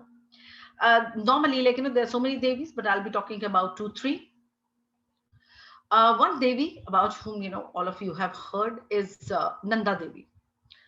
Nanda Devi is also having a very interesting background, is that, you know, Nanda was the daughter of Nautiyals. Nautiyal is also a surname which is used later on.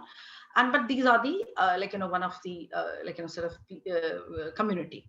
So the Nanda was the daughter of Nautiyals. She was married to a king of Kashipur. According to a folk tale, a buffalo attacked her when she was trying to escape from an attack by a Daitya. She ran and was hiding herself inside a banana tree or a garden.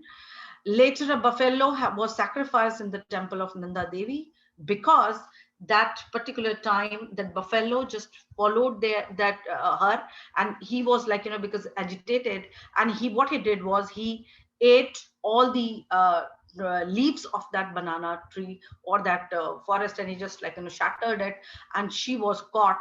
And then, you know, that's the reason why she had to face that anger of that year. So she considered that, you know, this was considered that Nanda Devi was attacked because of the mistake that was committed by buffalo.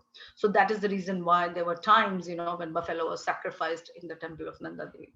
So in every Bhado Navratra, a yatra begins from Naughty village. Naughty is that village where she was born, and with a where, you know, it is considered that a buck, a male goat with 4 horns, is, like, you know, is born after 11 years, and then on the 12th year that yatra begins.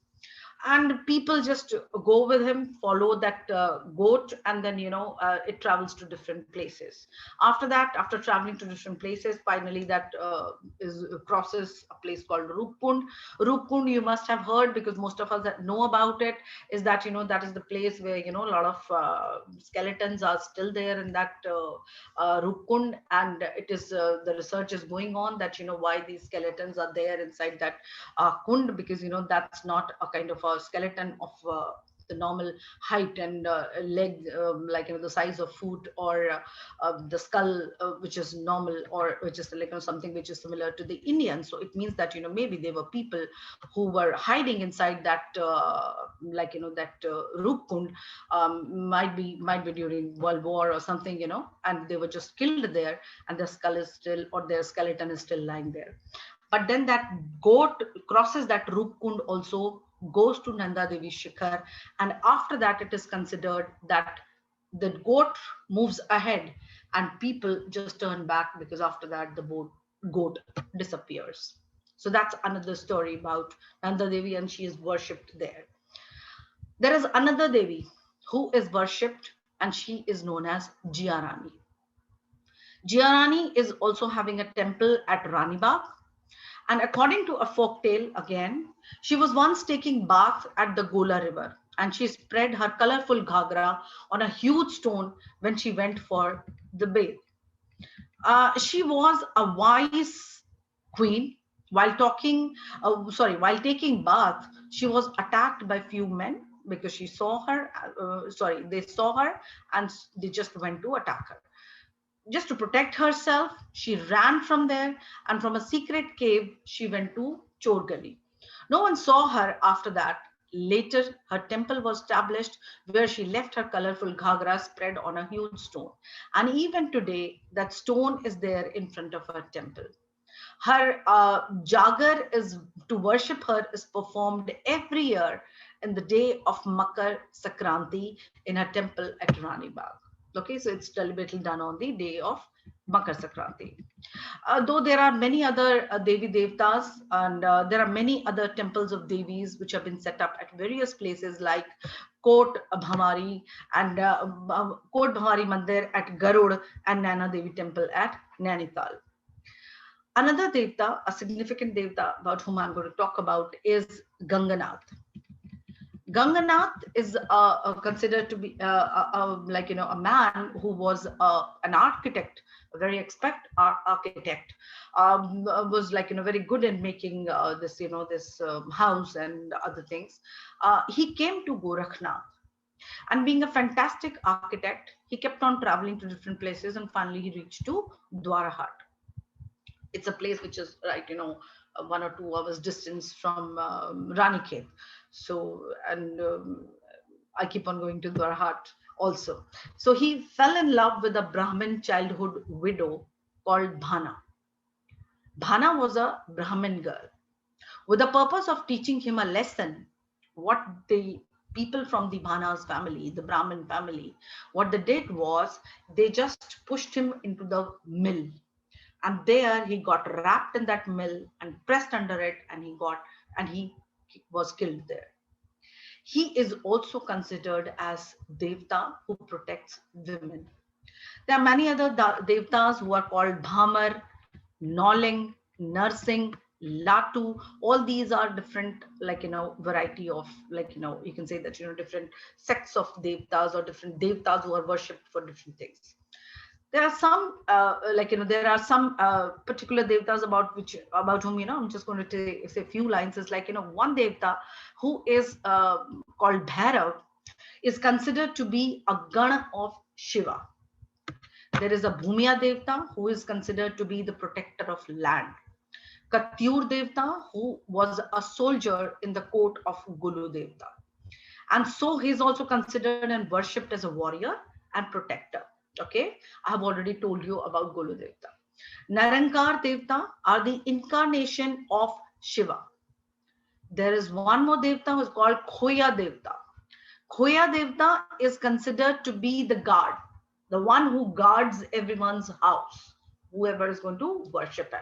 And if you need, like, the protection in your house, of your house in that area, especially in hills, then you have to worship Khoya Devta. Now, these all Devi Devtas, they have ruled the mind of and life of everyone who comes from the state of Uttarakhand.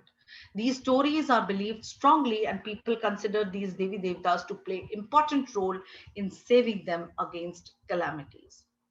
Now, how do you worship them?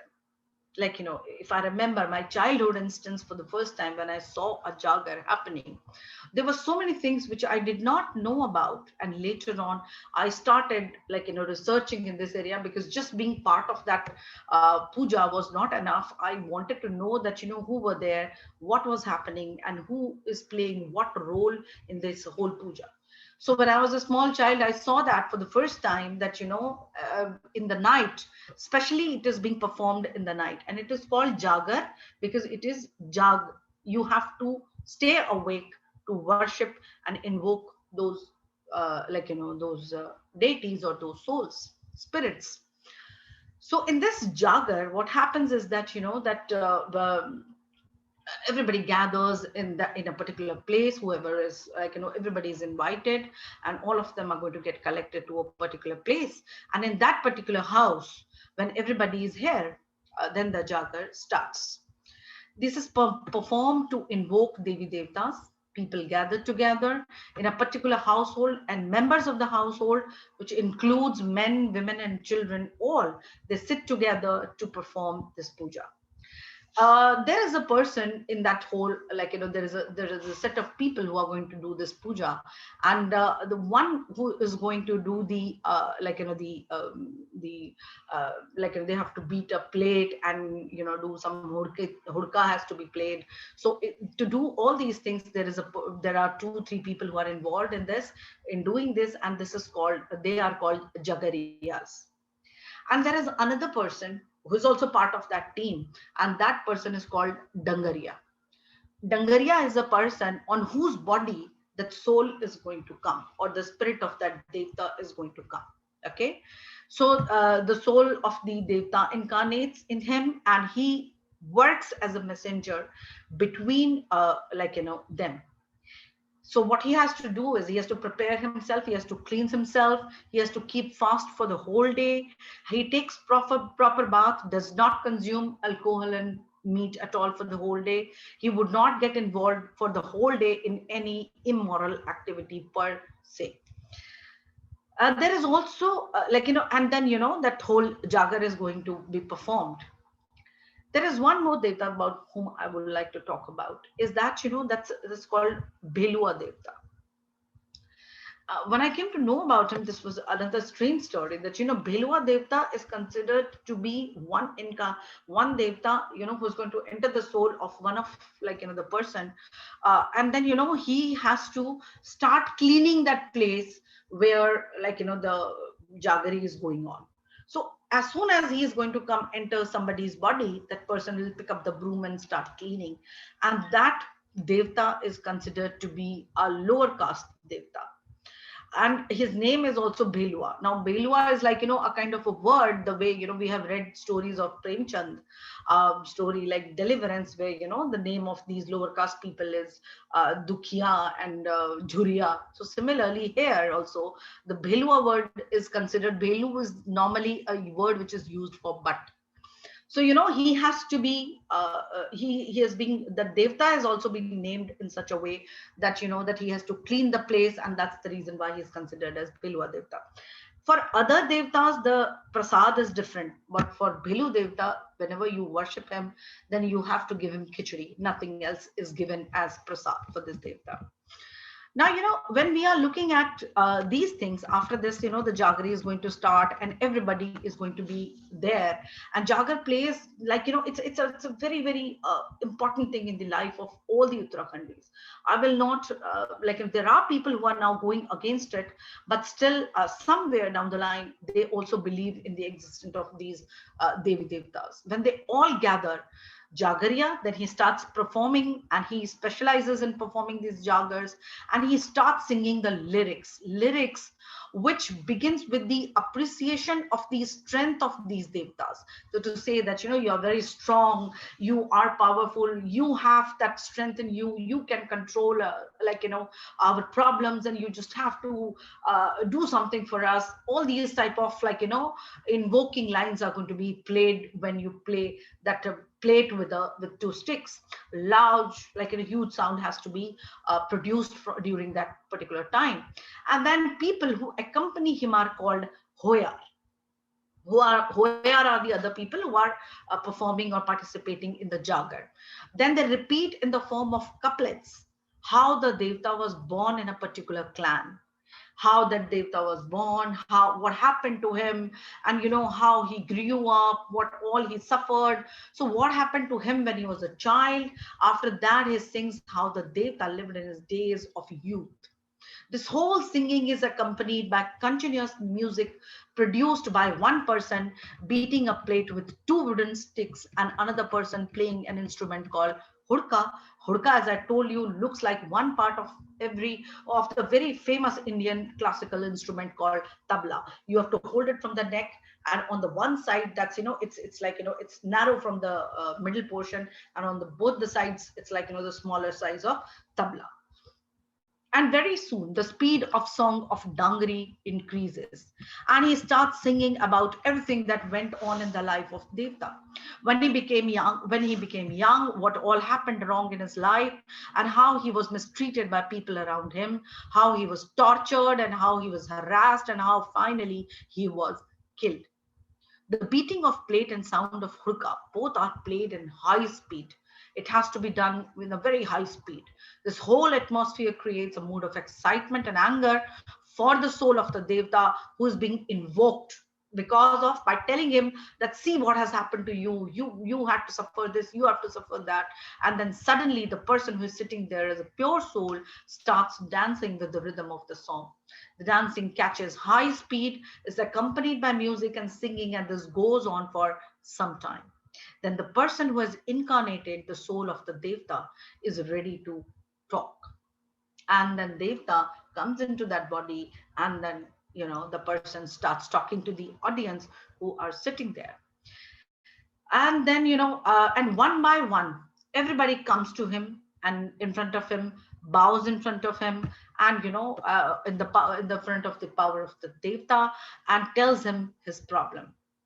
They all know that only Devta can solve their problems. They ask him about problem related to children, property, marriage, or if someone is facing some chronic diseases.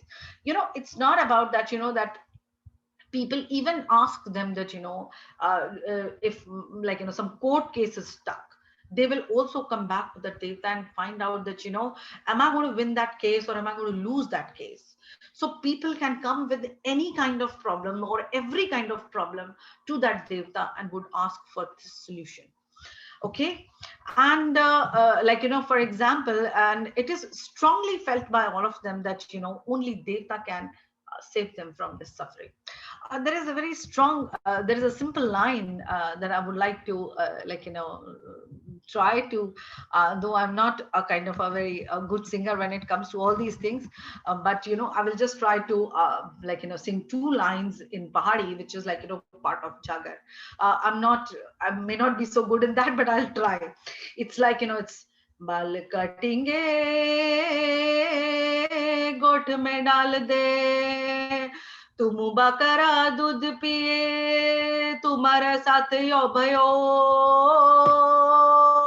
and then the plate is beaten very, very fastly. And, you know, this is basically, these are the 2-3 lines that I have sung from the Jagar, which takes place for the Golu Devta, because he was, his hairs were cut, and, you know, he was put in the goat medal. The goat is the place where, you know, that is the place where, you know, you actually put the cattles. Okay, so he was kept in that place, and then later on he kept on drinking the milk of a goat there. Bakara doodh is the, bakar is bakri. Okay, so bakri, he just kept on feeding himself on the milk of a goat, and then he was like, you know, put into the box later on by those other queens, and he was put into that water in the river. So, you know, this is how these songs are being sung, and, you know, this is how these Jagars are in a way, you know, trying to control all these faith and trust of these people. It is faith and trust on the existence and strength of Devi Devtas that travels from generation to generation. Children are taught to believe in the power of these Devi Devtas. Even in our household, it is taught that you have to believe in Devtas because they are very strong. It is not that this trust is carried only by the people living in rural areas. I told you that people also who are living in urban areas go back to their villages and perform these Jagars. Truth of these folk tales remains a mystery for all. Still, trust on these folk tales carries them in generations.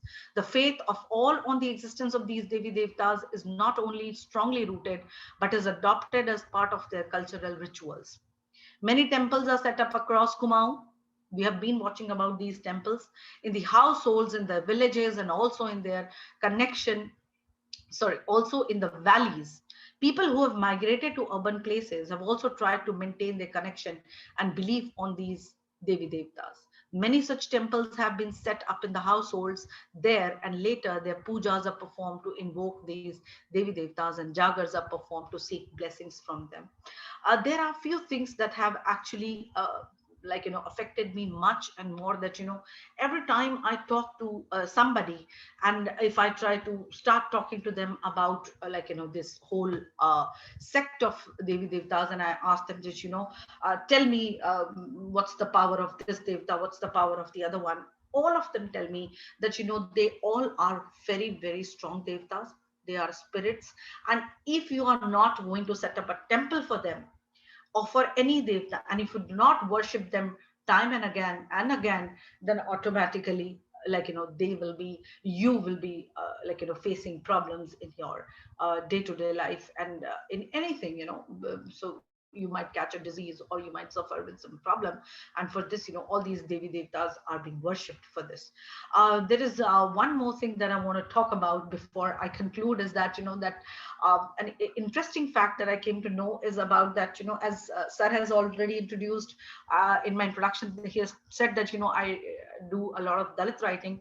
So I keep on going back to that aspect, and I came to know that, that most of these jaggers or the dangaris or these jaggeries, they are basically like, most of them come from the oppressed communities or the lower castes.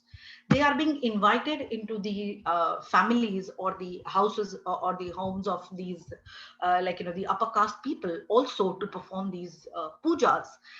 This was something very new that I came to know, because I always had this kind of a belief that, normally the lower caste people are not allowed to perform these pujas, but there, these people are invited to perform pujas even in the upper caste household. But after that, again, the same thing, there are things, which go on as they say that, it's the ritual that, the jaggeries, the dangaris, all of them will be even, a lot of lower caste people, they have those souls coming into their body, and they dance in the and they start communicating with the upper caste people even in these pujas.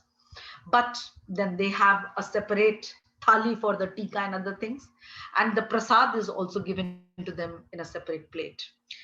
Till the time the devta's body is there in the body of that particular person, there is no discrimination that he has to face, because everybody is going to hug him, everybody will touch his feet, and he will be worshipped as a god, because he has the soul of that devta inside him. But the minute that soul is out, he becomes normal again, he goes back to the same place. So that this thing, there are this is one thing that I wanted to talk about. There's one more thing that I found very, very as a person of literature, is that, that most of these stories that are narrated, you must have seen that, they were the victims of honor killing. These devtas were killed because this was the story of love and revenge. So they had to suffer, and devtas like Narankar and others, they had to suffer, even Ganganath, because they had to suffer because they were in love with some woman or some young girl, or or maybe a child widow or something like that. And this was something which was not acceptable to the society per se. They wanted to teach a lesson to them that this is not allowed. But then later on, when they incarnated or they became those spirits, or they started showing their anger that what we did was right and you people have tried to damage us, so then they were supposed to be cooled down, and so that people from all the communities should not suffer. So this is what something that I wanted to share today. I did not have a screenshot because I did not prepare something deliberately, because I just wanted to share these narratives or these stories that I've heard from, and I have been collecting these stories from the people of my own family, from people of my village, and when it comes to puja, when it comes to jaggery, people just forget their caste and everything. They come together, and then later on, the minute the puja is over, the jagger is over, everything goes back to the normal, and or maybe abnormal, and people just start segregating themselves to different classes and castes. So this is something which is actually I thought that sharing these folk tales or these stories behind these sects of devtas will talk a little more about the mysterious world which is surrounding the hills, which goes alive during only the night hours. So thank you very much. I hope I have made some sense to all of you. Thank you. Thank you, Charu.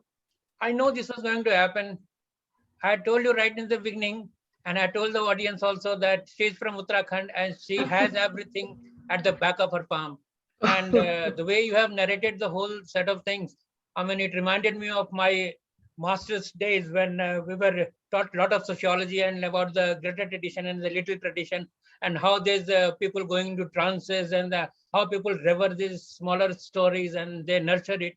Absolutely. In fact, I have trekked a lot in the Uttarakhand hills and to the other hills, and each area, especially in Uttarakhand, when we go, we see that some palki is going on, and then when we ask them what is happening, like Devi Devta ko yahan se wahan tak le ja rahe hain, aur ye le ja rahe hain. So they are something which are very, very integral, and in fact, this has been.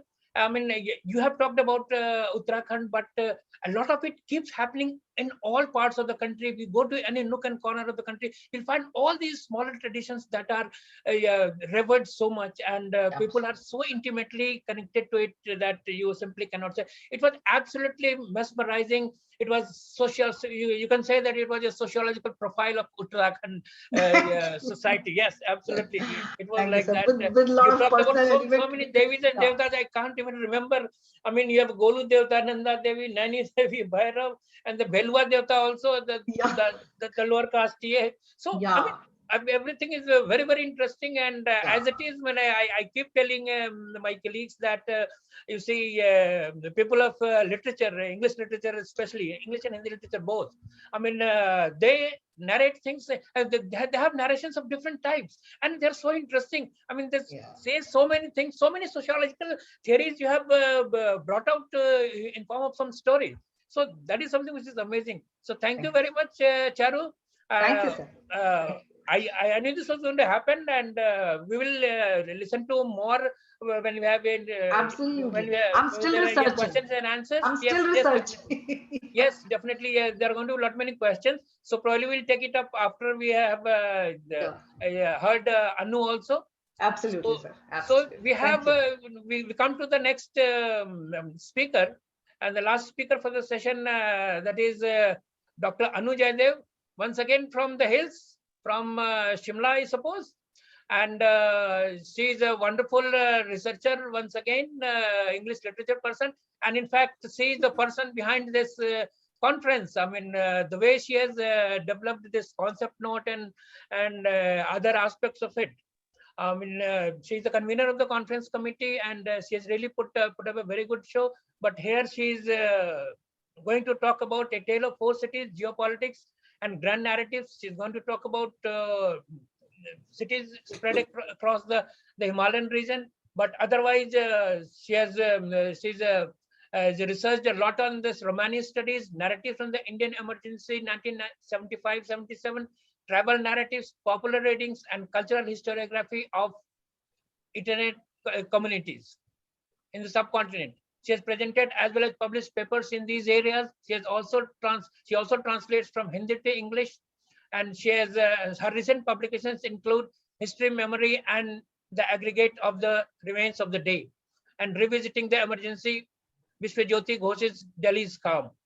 In Literary Voice, a UGC Care Journal, a book chapter titled Myths, Misogyny, and Marginalization, reading from Mahashweta Devi's Bayan, in a volume titled Restoring the Indigenous and the Popular Imaginary. So over to you, Anu. I think we are going to listen to you once again in a very, very interesting fashion, your narrative. Right, over sir. to you, Anu. Thank you so much for this introduction, sir. It's been wonderful listening to the previous speakers, and somewhere I'm feeling a little out of place. Out of place because what I have here is not necessarily a research product. It's more of a research proposition. And all I have right now are questions. So let me start my screen share. I'm not turning the video on because I'm getting continuous messages that there is some problem with the resources of whatever. And if I were to sort of impose too much on this platform right now, it might not do me a great deal of good. So once again, I thank all the presenters who've been here. And I also thank the audience here who's been patient enough. I do understand that we are hugely short of time. It's almost 4 o'clock and I'm still just starting. And the project I have right now, I understand this is not a full screen share as such, but I would like to work with this because the slides move too quickly for my comfort. So please bear with me.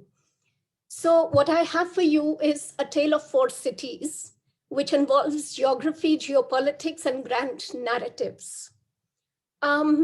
Yes, and while I was getting ready with this presentation and preparing these slides, I realized that Dickens was enormously intelligent to restrict his quest to the tale of 2 cities. It is mighty impossible to accommodate 5 or 4 cities in one presentation. And chances are I'll talk in detail about 1 and perhaps 2 and throw in a 3rd if I have time. And if I don't have time, in any case, this is not information that is not readily available. The point is that sometimes we are so caught up in our own lives that we don't necessarily reach out to things that are quite readily accessible. So here I have the 4 cities represented through some iconic images. This happens to be the Putula Palace in Lhasa. And the next image I have here, if you can see the cursor there, is of the Buddha Park at Ravangla, Gangtok. This is the Darbar Square of Kathmandu. And this, of course, is an aerial view of the lovely city of Thimphu. Okay, sorry. Yeah, see, that's what happens when you try to cram in too much. You can't necessarily see everything that is here. So what you also have in this visual is this little image of the Tashikoe Zongda in Thimphu, which is not necessarily visible, but it's here. Okay, so let's get started with the presentation. And what exactly is the reason for me behind making this presentation? Yes, I come from the mountains. I grew up in Shimla. We saw acute water scarcity for the summer months. There was a distinct time when we had to fetch water from the Baudi in the Shiv temple because we had no water supply for 28 days. So one has lived through all of that. And I could completely identify with the narratives put before us by the speakers before me. However, I'm looking at the big picture. It's like looking at the big history of the Himalayas in a certain sense, if I may. And here we are. So yes, so this is a tale of 4 cities. Like I said, this is still a project in proposition. It is not a product of a research already done. But I do feel that these are important questions and they need to be taken up. So the object here is to trace the trajectories of the narratives of these 4 capitals. One of them happens to be a state capital. 3 of them happen to be capitals of countries. Okay, not countries anymore, because one is the capital of Tibet, the Tibet Autonomous Region, which is now part of China. So yeah, state country capitals, 2 and 2 divide that way. Okay, and these happen to be geographically adjacent and culturally contiguous territories in the Himalayas, in the high Himalayas as such. And as such, by virtue of being capital cities, they represent the quintessential identities of their territories. The purpose of this presentation is to record the moments of the deeply disruptive anthropomorphic departures in terms of historical, geopolitical, and military events that have impacted their very different struggles and outcomes, both in terms of natural habitats and cultural bios and landscapes. So we are looking at these 4 cities, and the idea is to just look at their outcomes and how they are different, and yet how they are frightfully still so similar. So the capitals under contemplation, like I said, are Lhasa, Thimphu, Gangtok, and Kathmandu. 2 of these mountain capital cities, Kathmandu and Lhasa, have a very well-documented history and a fairly ancient kind of past, which also saddles them with a huge baggage in more ways than one would want to imagine. So you have the earliest recorded references to both Lhasa and Kathmandu appearing as early as the 2nd AD. And when you look at these cities in all their colors and complexities, you look at them as representative signatures of their respective states, bearing both marks and scars of their sometimes isolated, sometimes contiguous, and sometimes intersecting histories. Their outcomes today are different, and they are also curiously similar, and perhaps that is the need which triggers this momentum to look at them together as a contiguously cohesive sort of geographical space. So yeah, I don't have too many images. I took them out at the last moment because they take too much time and space. Two, I want to just clarify something here. This is still a project in contemplation, like I said.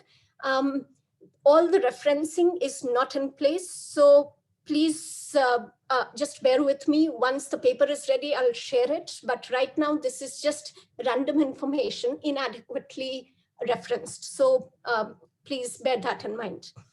So we come to Lhasa first. Lhasa happens to be this beautiful arid, semi-arid Himalayan desert of sorts.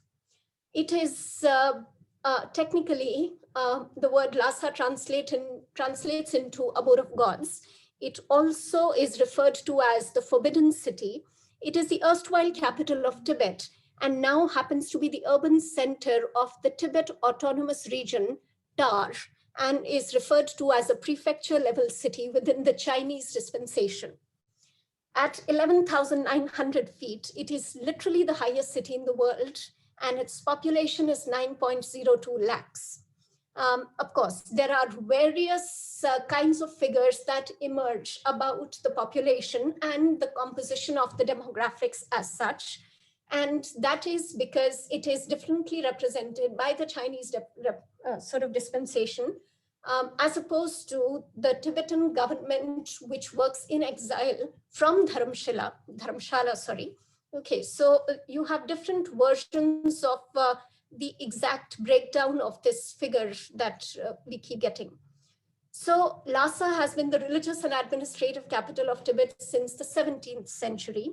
It has had a rich history, a massive influence. There is the Putula Palace, there is Jorkhang Temple and Norbulinka Palace. Okay, and all of these palaces, in a certain sense, enshrine the wonderful, enormously interesting, essentially Buddhist history of the place.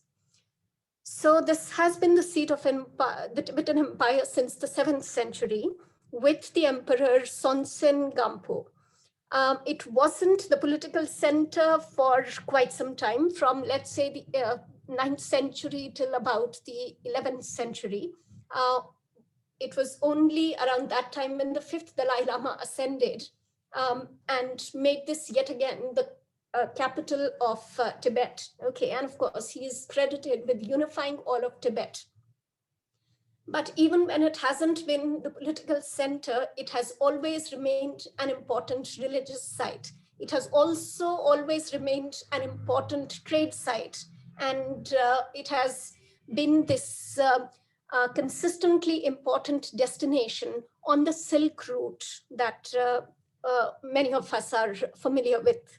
Okay, so there are, of course, origin stories. There is the Padmasambhava legend, in terms of which Padmasambhava actually killed a demon, and because the demon was killed on this land became holy, and so on and so forth. So we have all those factors. Plus, we also have the fact that several other communities have been part of this territory for a very, very long time. Islam, for instance, has existed in this place since the 11th century. So you have the 5th Dalai Lama, Lobsang Gyatso, who reunited Tibet, moved the capital back to Lhasa. I'm sorry, I think I moved the slide slightly differently. Yeah. So like I just said, it remained an important destination on the Silk Route with flourishing trade and commerce. Okay. So much so that towards the end of the century, 17th century, there was the Lhasa Barcode, which was a local sort of trading unit or the trading space, which became this bustling market space for foreign goods. And Ippolito Desideri, the Italian Jesuit missionary, in 1716 wrote about its necessarily cosmopolitan nature. He talked about how there was so much trade happening here. He also talked about this very integrated, varied demographics of this place with Mongol populations, Chinese populations, Muscovites, Armenians, Kashmiris, and Indian origin citizens. The exports from this place were usually of gold, tusks, fur, yorktails, all along the route for that matter. And the imports basically had to do with saffron tea, Mediterranean corals, etc., and Persian turquoise. So yes, throughout, let's say the 17th century, 18th century, and so on, this was this extremely flourishing place. Then comes the mid-18th century when King Hualong, the emperor of China, invaded this territory, okay, and demolished the monastic orders, tortured several leaders, etc., etc. And that has been, unfortunately, the unhappy history of Tibet forever almost, because the Chinese and Tibetan contention is not a new thing. It has existed throughout history, throughout recorded history for that matter. So in early part of the 20th century, there is this British expedition to Tibet, and what comes out of it is a convention document between Britain and Tibet, wherein Tibet is supposed to be sort of annexed to British Empire in this region. However, please excuse me. Yeah. Soon after, in 1912, this document is repudiated and replaced by the Anglo-Chinese Treaties of 1912. Okay, and this is when King's troops leave Lhasa and retreat back to China. Okay, so from the beginning of the 20th century, let's say 1912, and after that, once this place is formally part of the British interest in the subcontinent region, again, an era of prosperity begins here. Okay, so you have one of the travelers in those times, Henry Carrer, who writes about Lhasa and talks about how there is nothing that one cannot buy here, or at least order. Okay, so from things like Elizabeth Arden's specialties to sewing machines, radio sets, gramophones, and records of all kinds, everything is available. So this continues till about the 1950s, when you have, when you have the crackdown by the People's Liberation Army in the 1950s, and this invasion is met by, of course, you have the counter-revolution in China, the Cultural Revolution, and finally you have this invasion of the Tibetan region. And this leads to an uprising in Lhasa eventually in 1959, which is met with an incredibly brutal crackdown. So this is when Dalai Lama, the current Dalai Lama of that time, and the other officials dispensing the governance in this area had to flee this place. And after the overtaking of this territory, once again, by the PLA, something different begins to emerge here. The trade and business was immediately sort of destroyed. And instead of a flourishing trading business economy, what you have here is, the establishing of Chinese government shops, which sell meager rations at very strange prices, etc., etc. And the entire community, in a certain sense, is pushed back into the previous century. So the current Dalai Lama this was at a 1959 press conference in Mussoorie, when he stated that the ultimate Chinese aim with regard to Tibet, in his opinion, was to exterminate religion and culture, and even the absorption of the Tibetan race. There is Chinese civilian and military presence in Tibet, according to him, in this lecture that he delivered at Missouri. And he talks about how there are some 5 million Chinese settlers who are in this region, and so on, and how many Tibetans have been deported. And what you have occurring here, in his opinion, is a complete absorption of the Tibetans as a race. And he calls it the Sinicization of Tibet, and he accuses the Chinese authorities of third-degree genocide. And of course, there is no dearth of readings available on how exactly this genocide works. According to sources connected with the independent movement for Tibet and the government of Tibet in exile, between, let's say, the late 50s and the early 80s, the Chinese government probably killed off 1.2 million Tibetans in the area. So we have another critic researching this area and so on. So another Tibetologist, Jane Ardley, claimed in her book, Tibet, Religion, Resistance and the State, and this was, I think, in 2002, correct, right? So in 2002, in her book, she claimed that with the coming of the Cultural Revolution, the economy of Tibet was completely devastated. And there was also a systematic attempt at destroying Tibet's cultural heritage. Yes, it is true that the chief,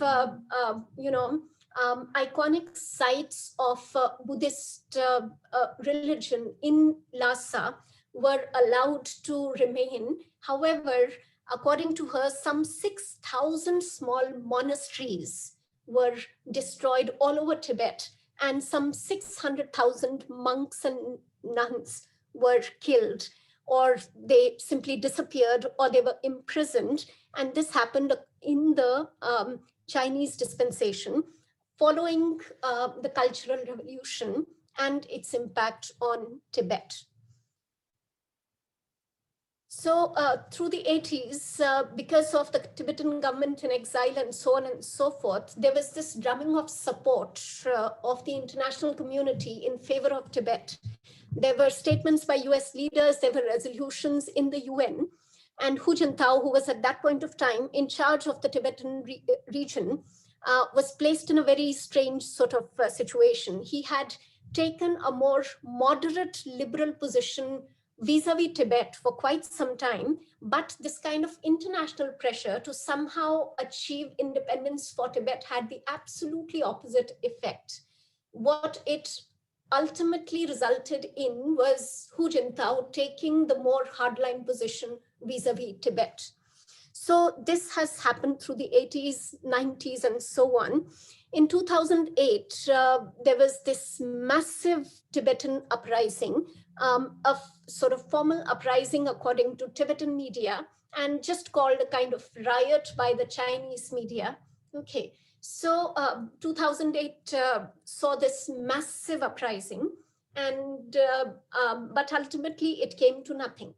Okay, and the other thing is that after 2000s, especially in the current decade that we have, in the previous decade, for instance, the rising influence of China has made it more and more difficult for people to articulate freely about Tibet. So in fact, just yesterday we had Tenzing Sundu with us, and I have never seen Sundu as contemplative, as restrained as I saw him yesterday. Of course, it could just be the nature of the medium as such, but at least I thought there was this sort of holding back, which I could only attribute to certain sort of powers that one can't really control right now. So like I said before, there is the Sinicization, or the Chinese, the conversion of Tibet to a more Chinese-oriented identity in Tibet. And as I perhaps mentioned before, this is being attempted through third-degree genocide. A third-degree genocide is very simple. In a third-degree genocide, you don't necessarily have people being actively killed. Of course, in this case, there is this kind of periodic genocide of Tibetan people, which happens all the time. But in a third-degree genocide, what happens is that the original inhabitants of a territory are swamped by outsiders to a degree where they become minorities in their own territory. And once they become minorities, it is easy to sort of systematically ignore them in terms of politics, governmental policy, programs, etc., etc. So this is what has been happening in Tibet.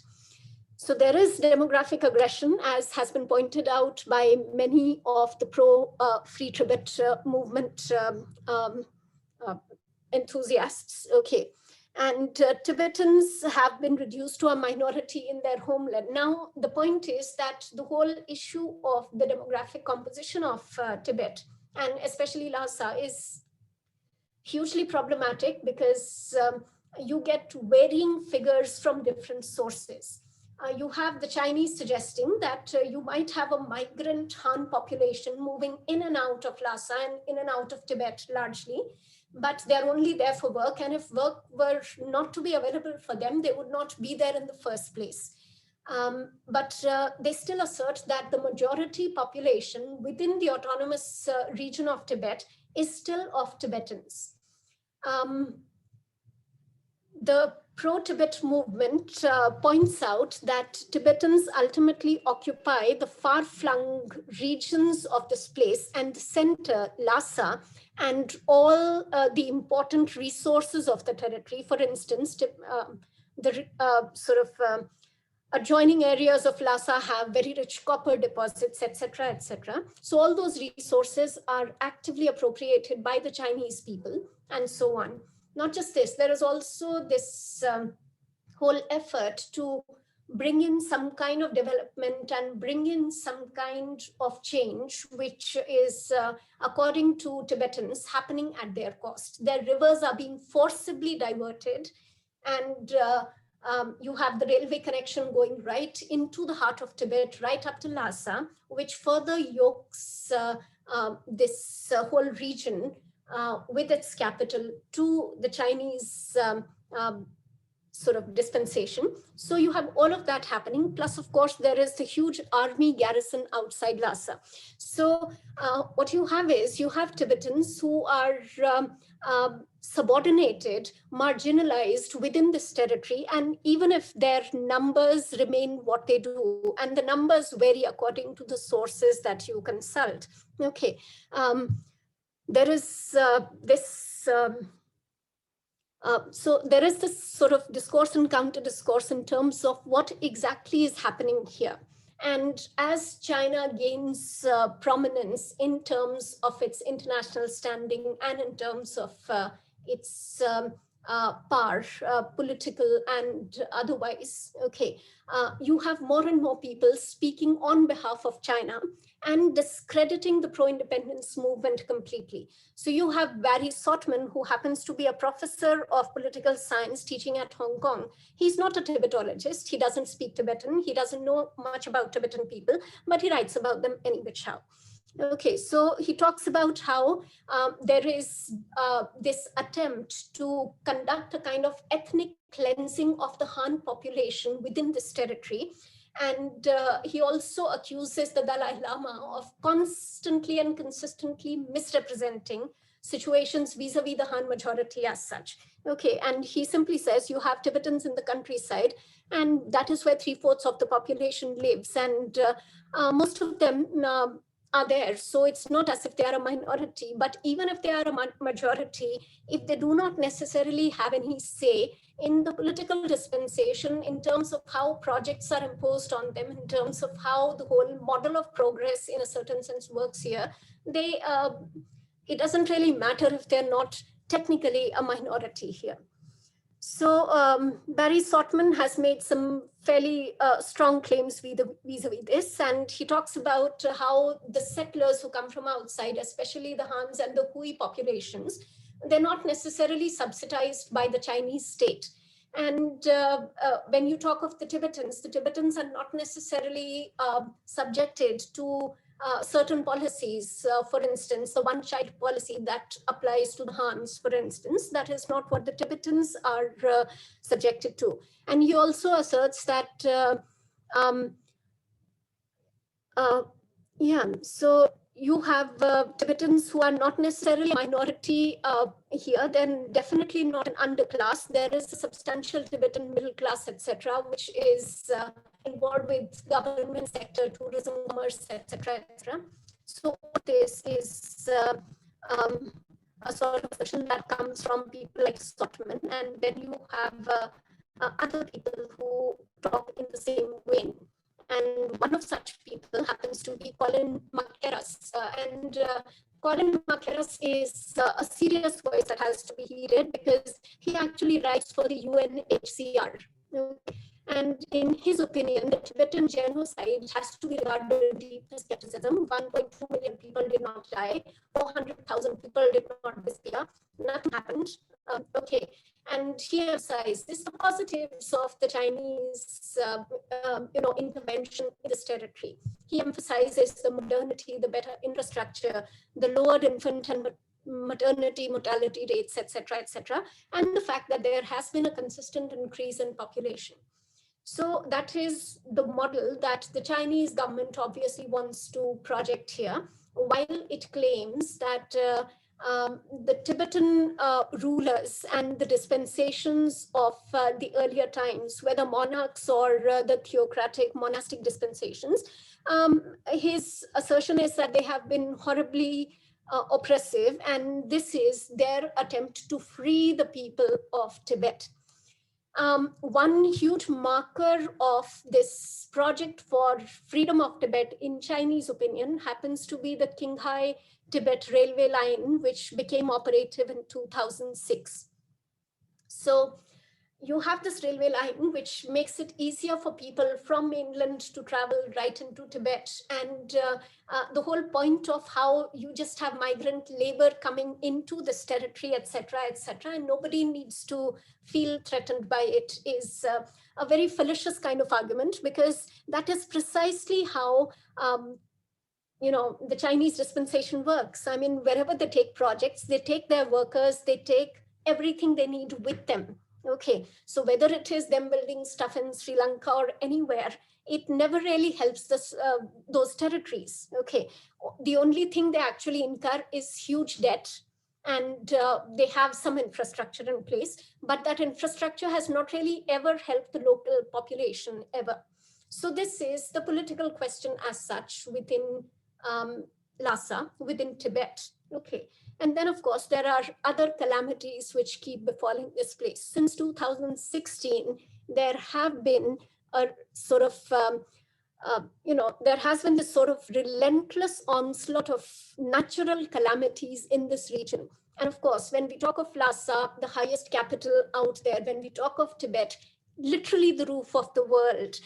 And then we look at the kind of enormous calamities that have befallen this region since 2016. So there is the impact of climate change on the Tibetan plateau itself. So there is torrential rainfall reported across the territory. There is this drastic climatic shift, which results in high frequency of floods, landslides, mudslides, etc. The latest was in 2018, the landslides and mudslides, which blocked the Chengdu-Lhasa highway. Now, when it comes to these alarming kinds of developments in terms of what is happening to this territory, the Chinese government attributes the changes to the general deterioration of the Himalayan region, whereas counter opinion blames the aggressive development projects and the ecotherapy policy for the whole situation in Tibet. So this is my offering on Tibet that I have here. So just what I sort of want to consider is the fact that this enormously cosmopolitan, flourishing, wondrously rich and culturally, this culturally enthusiastic kind of territory can come to a state like this. Okay, even if you look at the kind of economy that you have in Tibet, and especially in Lhasa, then you realize you basically have government projects and all kinds of things. Apart from that, what do you have now? You have agriculture and livestock. Now, agriculture and livestock is not what Lhasa had. It's not what Tibet had for centuries. But now that's by and large what remains for ordinary Tibetans in the region. So, yes, so you have the anthropic impact, you have that disaster, you have the climatic disaster, and of course, you also have, various other strong accusations which sort of suggest that the Tibetan territory is sort of turned into a dumping ground for toxic waste from China, etc., etc. Now, please understand that I'm simply stating these claims as they are made, because from the Chinese dispensation versus the Tibetan, freedom movement sort of position, you have various kinds of claims emerging every now and then. So this is what happens to a place like Lhasa, which rests at almost 12,000 feet, and which should be reasonably okay had it not been for the kind of factors that have played their role in whatever has happened to this territory. Now, I know I have taken a lot of time, so I'll just quickly talk about Thimphu. I cannot go to the third thing here. Thimphu is the capital of Bhutan. Focuses on happiness. You have here a sort of constitutional monarchy since 2008. And what you also have is a monarchy which heralds in democracy. So it's wonderful. So you have so many beautiful, wonderful stories about Bhutan, about Thimphu. Thimphu has tourism, but it has it in a very controlled kind of way. I think this was just 2 years ago when a friend of ours went to visit Bhutan, and she was at some location near Thimphu, and she looked at this whole area and remarked to one of the people who was attending to her that they could sort of develop it further and they could have more space here so they could have more tourists. And the answer she got was, but why would they want to do it in any case? Okay, so there is this idea of tourism, but in a controlled way, as it is sort of implemented in Thimphu. But there are other things here. Yeah. Of course, it has a huge forest cover. This territory is 71% forest. And like I said, political dispensation is very peaceful. So for almost more than 100 years, Thimphu has had a fairly peaceful existence. To begin with, Thimphu was merely this kind of, it was a little hamlet of a couple of, families and clans. And it was then turned into, it was made into this capital city only in 1955. So its emergence as a capital city is fairly recent. Unlike, let's say, even Sikkim's Gangtok and Kathmandu, which were both important stopover centers en route this trade route to Tibet and further. Okay, Thimphu has had a fairly isolated sort of existence.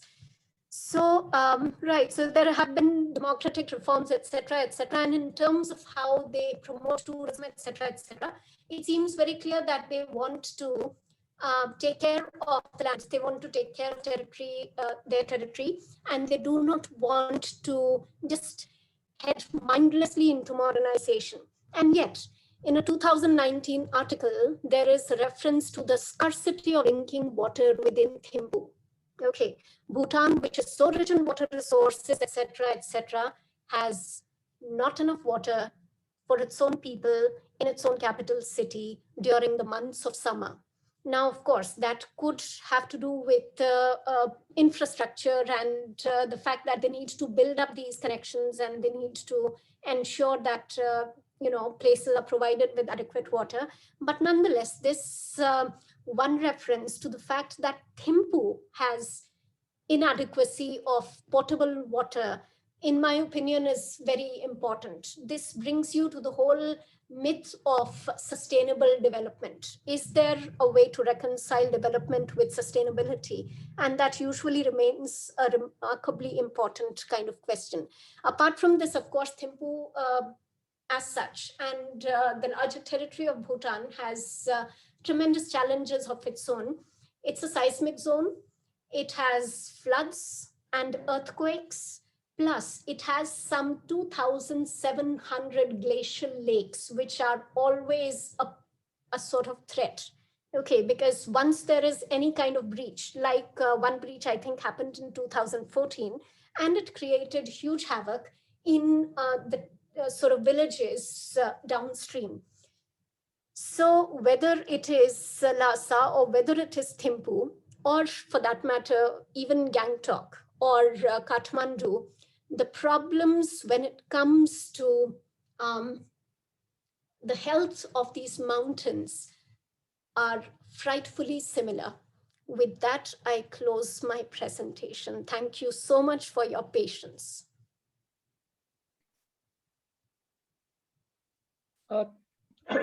Thanks, Anu. Although the time was a little short, but you just profiled one city and just told the entire set of stories. Lhasa, Thimphu, Kathmandu, and Gangtok, they are all very important cities of the Himalayan region. And all of them have their own lifestyles, their own cultures, and still they are very well connected to the hills. Since they are all in hills, so they are in part and parcel of the life of the people. Now, Lhasa, as you tried to explain, has been in a very, very turbulent kind of a city with the Chinese intrusion and then invasion and then whatnot, and then people fleeing, Dalai Lama migrating to India, coming to India, and so as was the case with so many Tibetans. But the way you have tried to project this whole scenario in Lhasa is symptomatic of the fact that what this urban history is all about, how urbanization has in fact impacted the lives of the people, and how people are in fact trying to come to the terms with life. And like what we think that things are very, very cozy when we go to the hills or to the mountains and or to this hill cities, we find that things are very, very cozy and we feel very comfortable. But yes, they have a lot of problems. Tibet, yeah, Lhasa has its own problems. Thimphu, you told that very good in this happiness quotient and controlled tourism, everything is there, but there are water woes. It is seismic. It lies in the seismic zone, as well as there are water woes. I mean, there are flash floods and stuff like that. So I mean, yeah, if you look at all these cities, all these 4 cities, you have by way of projecting just Lhasa and a little bit about Thimphu, you have told the entire story of the region, that how this human activities have in fact impacted this. So thank you very much for this illuminating it. Probably we'll find some more time so that you are in a position to complete the rest of the 2 cities, and it will be really a wonderful study. So thank you very much once again. Thank you, sir. Thanks for the opportunity. And so can we take up the question answer session? We have Dr. Govind has had to leave because he had some urgent work. And so there are few questions which are lined up for other 3 speakers. As far as Govind is concerned, you guys, we already have your questions, and we'll be passing it on to him so that he is in a position to answer them, and we'll post it to your email IDs. Now, there are a couple of questions for Tanaya to begin with. Yes, Tanaya. Yes. Yeah. So the first question says that you talked about people leaving agriculture and modern jobs. Just a second. Yeah. People leaving agriculture and modern jobs, but the profit of a farmer is really very, very low, which is a major reason behind this. So what, according to you, is the best way to deal with this? Because you have already traversed a lot of Uttarakhand cities and looking at the livelihoods of the people. You have worked with this NGOs and with MSMEs. This self-help groups. Right. So students want to know about the solutions. Right. So, which is what essentially all the initiatives that I spoke about are trying to look at non-agricultural livelihoods.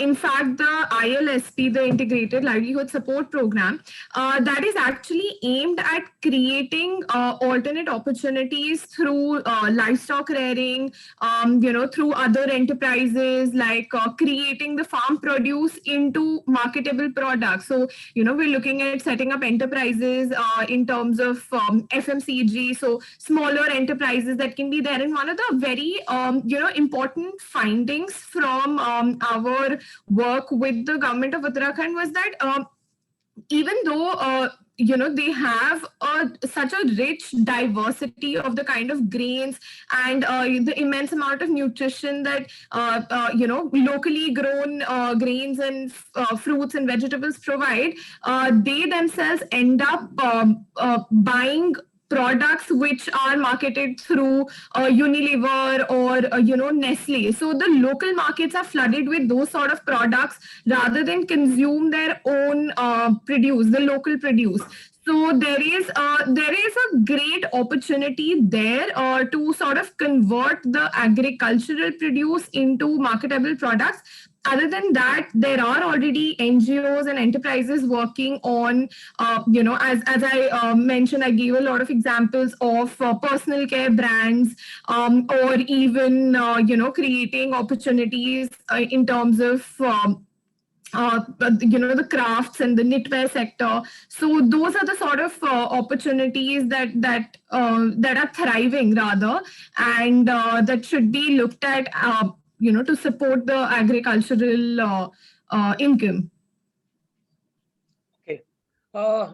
There are 2-3 smaller questions, but I'll try and combine them into one. Now, migration has been a major problem. Outward migration from Uttarakhand has been a major problem. How do you think the government should be working in order to bring people back to the Uttarakhand land?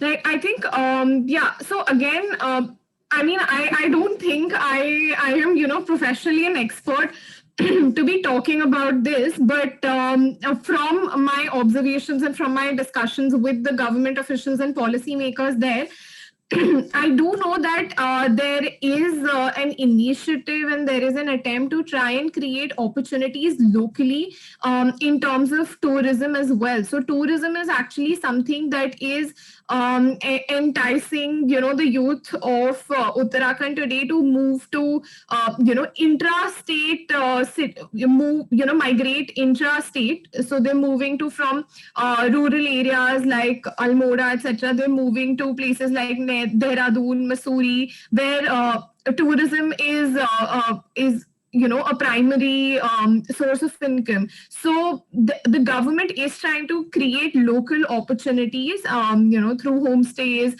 or trying to create smaller hubs of tourism as well. So that is definitely one of them. And in terms of the overall ecosystem, I think the kind of opportunities that can be provided in education or in vocational training, that may be able to, make the youth stay in Uttarakhand, or even for some of the people to come back. Okay, thank you. So I've tried to combine 2-3 smaller questions. Right. So probably this is fine. So next we move on to Charu. Charu, are you there? Sir, I'm here. Yeah. Okay. There are a couple of questions for you. Sure, and one question which is very interesting, and right in the beginning, I will just, I also wanted to ask this. Since childhood, we have been told about gods and goddesses, but nowadays people's belief in the Almighty is decreasing. So do you think the development in science is responsible for it?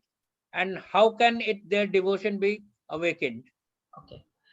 So should I reply this question and then later yes, on? Yes. Yeah.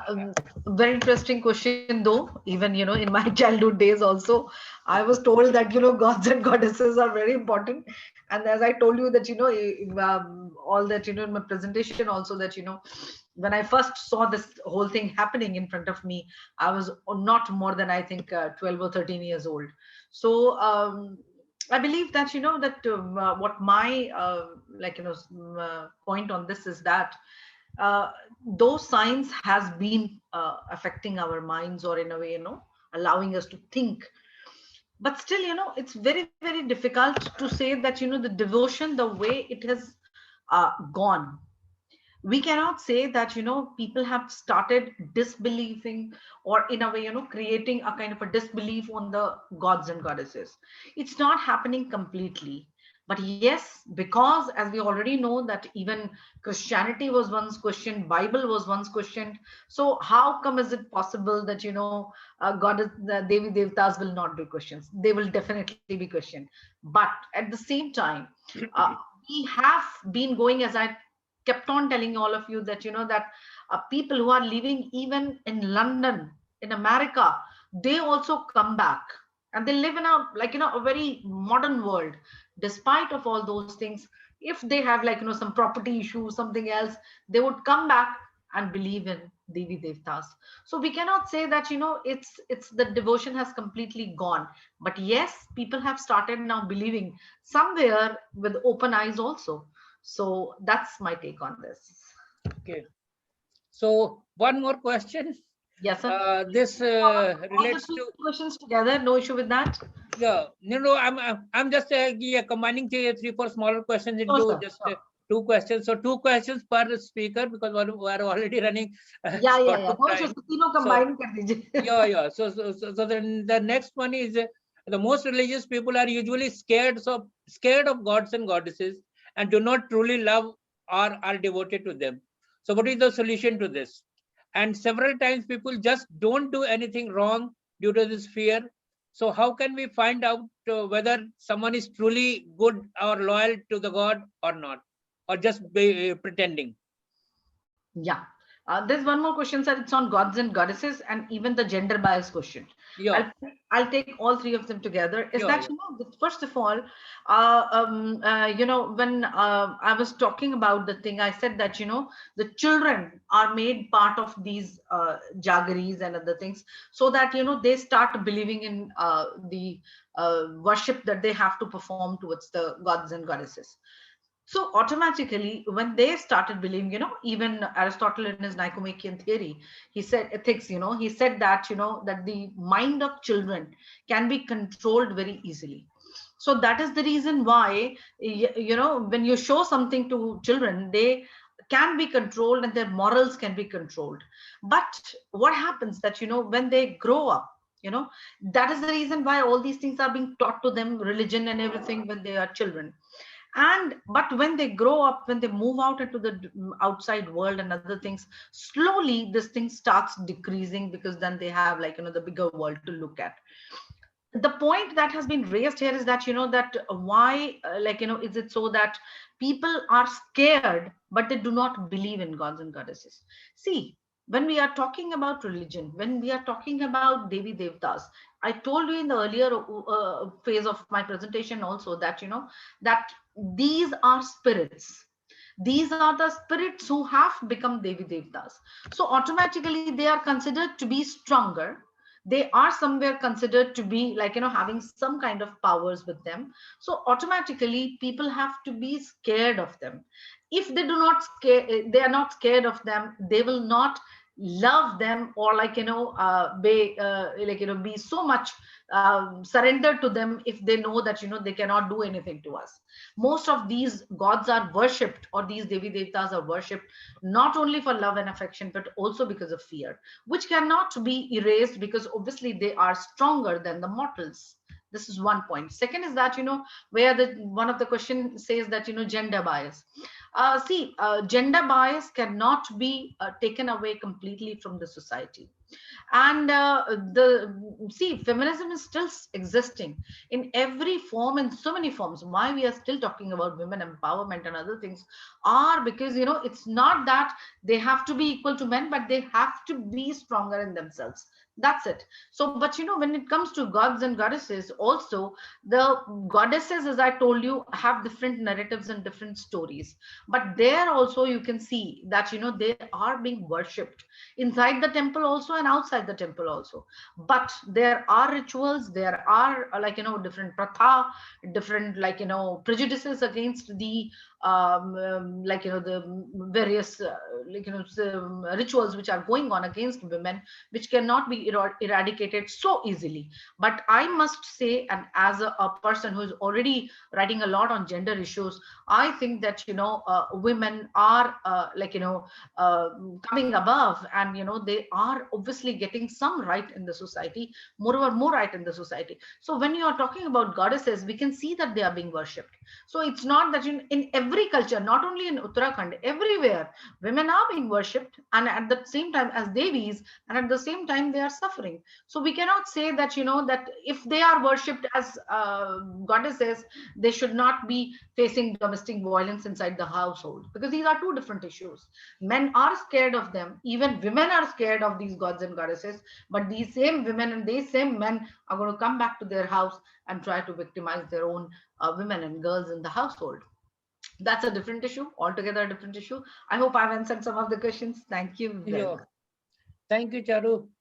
And two short questions for Anu. Anu, are you there? Yes, sir. Hello. Okay. Right. Yeah. Right. One is the question about China holds a large part of the market almost in all countries of the world. It is the biggest exporter. Owing to it, it has a good hold on every country. So do you think that the Chinese influence is increasing day by day? You can say, you can talk about it, especially in case of Tibet and Indian scenario. True, sir. The Chinese influence is increasing because China holds not only economic prowess, but it actually controls very, very important assets across the world now. You have the US Treasury, which is so hugely indebted to Chinese financiers. So, while of course, in the recent context of, for instance, COVID, there has been this kind of general, you know, sentiment against China. The truth of the matter is that during the course of the last year, several European countries entered into several sort of trade agreements with China.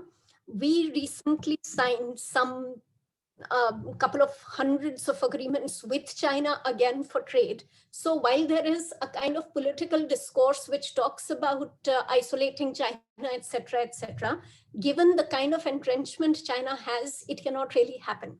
And which is why there is this kind of reconciliation with the idea that Tibet finally may not be free.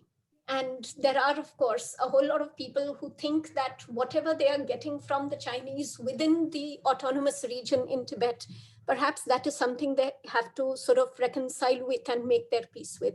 So this is happening, and it is happening in the context of China. It is happening in India. It's happening everywhere. There is no getting around that. Okay. One more question, slightly political. Right, sir. Effect of Chinese influence on India, and is it a matter of concern for India, the way Chinese influence is increasing? So I'm not very sure if I'm the right person to answer that. Yes, the Chinese influence is increasing, and the good thing is that while several other countries and economies in the South Asian region have simply buckled and sort of come to their knees, India has not done that so far. But to really imagine that India can continue to have this kind of, you know, uncommitted stance toward the Tibetan movement versus China and so on and so forth. See, I think with every passing day, it's going to get difficult. It's not going to resolve itself. So, and yes, we have the ever-present threat of China trying to invade these territories, etc. So all of that remains in place. Yeah, beyond that, I don't think I have the requisite. Yeah. That is why I told that it is slightly anything. of political questions. Right, But sir. yes. Okay, so with that, we come to an end of this question and answer session. Thank It you, was sir. really wonderful on part of all the speakers, Govind, Tanaya, Charu, and Anu. Absolutely fantastic. All aspects. One talking about environment, importance of water. Tanya talking about the livelihood patterns and how to elevate the condition of the people and what all can be done and what all is being done. Charu definitely talking about the little tradition more than the greater tradition, and definitely Anu talking about the four cities, the profile of the four cities, especially with special reference to Lhasa. So thank you all very much. It was indeed wonderful, and in fact, we shall very soon meet once again to have more discussion on these areas, because all these areas are very, very different and very, very exhaustive in their own way. So in future, definitely we are keeping a tab on all types of resource persons and how we can develop different types of conferences and these workshops around these topics. So thank you all very much. Thank you, audience. You have been great listeners. No noise, nothing of the sort. Questions also have been framed rather intelligently. And of course, our team of volunteers, they have been working as hosts and they have been compiling questions and they have been taking care of all resource persons from time to time. So thank you all very much. So thank you, sir. Thank you very much. Okay. Very well organized conference, and I think session was very good. And your insights, like, were actually helping us to understand that yes, we were making some sense. So thank you very much. Yeah, that's there. So could I please request everyone to please switch on their cameras and so that we could have a group picture. Awesome. And Tanya, we enjoyed your session, beta. Excellent. Thank you. Thank you so much. It's been a pleasure to be in the same panel as all of you. Thanks, beta. Thank you. Hi, Tanya. It was wonderful. Thank you. Thank you so much. So who is clicking the picture? So I am. Okay. So Anika is doing. So I'm just waiting for a few seconds for everyone to switch on their camera. Yeah, please.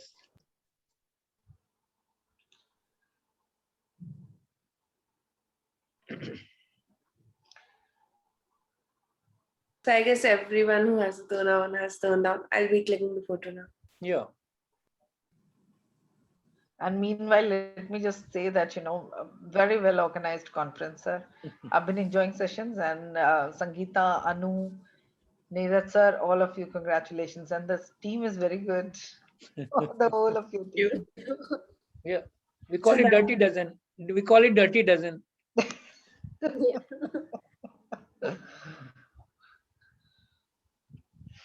So the photographs have been clicked. Thank you. Thank you so much. Thank you. So thank you all very much. And we hope that you all will join tomorrow also and keep enjoying our sessions. We have tried to collect as many people as possible at one place and with different themes. So tomorrow we have just one session, the morning session, and then we'll once again resume coming Friday, Saturday, and Sunday. So Sure, Yes, sir. thank you very much. Thank all you, very much. Niraj. Okay, thank you. Thank you. Ankita, please end the meeting.